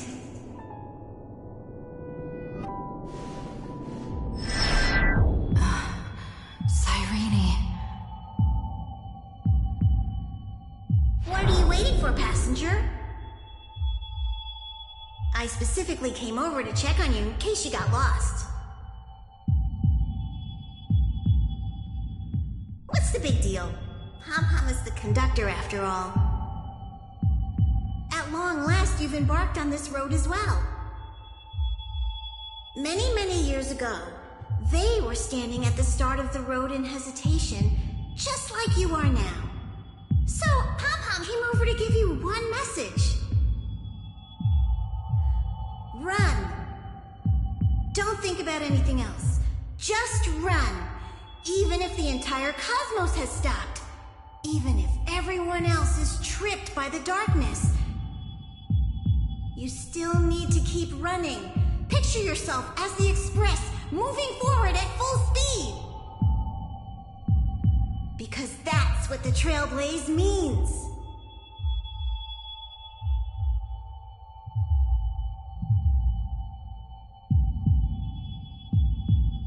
Then get ready. The conductor will be giving you the signal to depart. Attention! Attention all passengers in the cosmos! Please stand steady on the platform! The Astral Express is about to arrive, calling out the erudition, the destruction, and the remembrance! Final destination, the Trailblaze!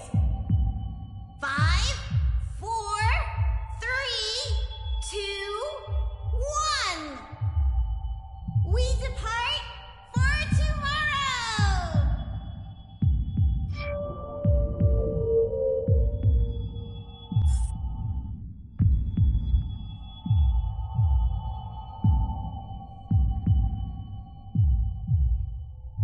If I can hear the sound of my heart beating. If the view in your memory ever grows fuzzy, just reach out.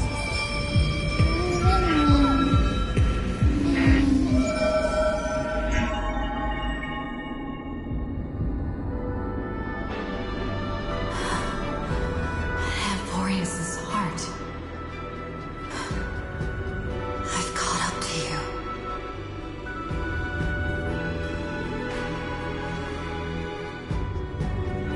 Let the first light illuminate chaos.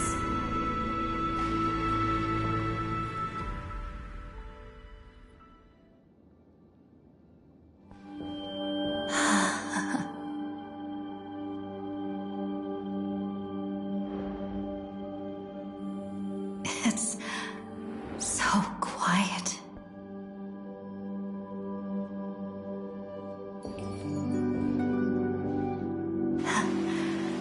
Everything's frozen in the most beautiful moment. This garden is your memory. I'm here, Cyrene. I knew you'd find this place and walk into my heart as you've always done. Then let us both do our duty. The hero who trailblazes the way forward, and the fairy who watches over remembrance. We never changed at all, did we?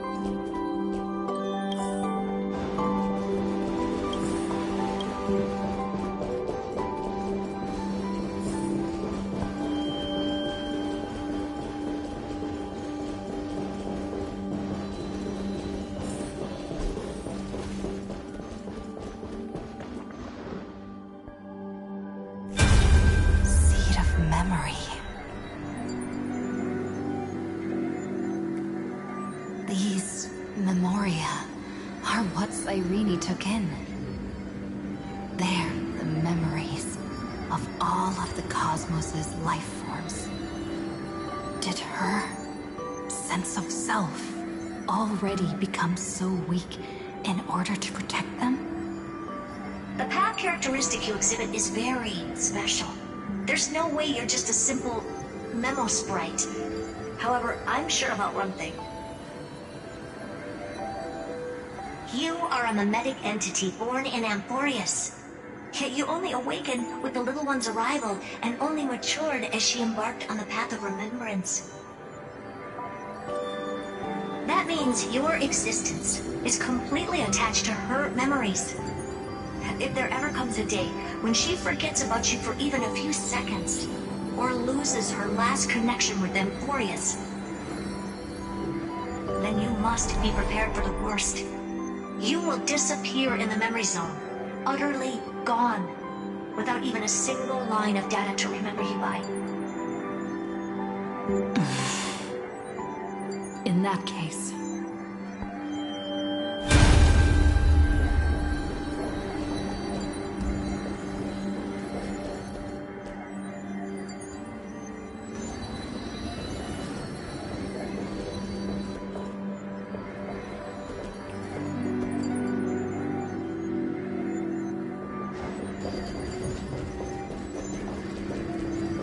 Stream forth the gleamful winds.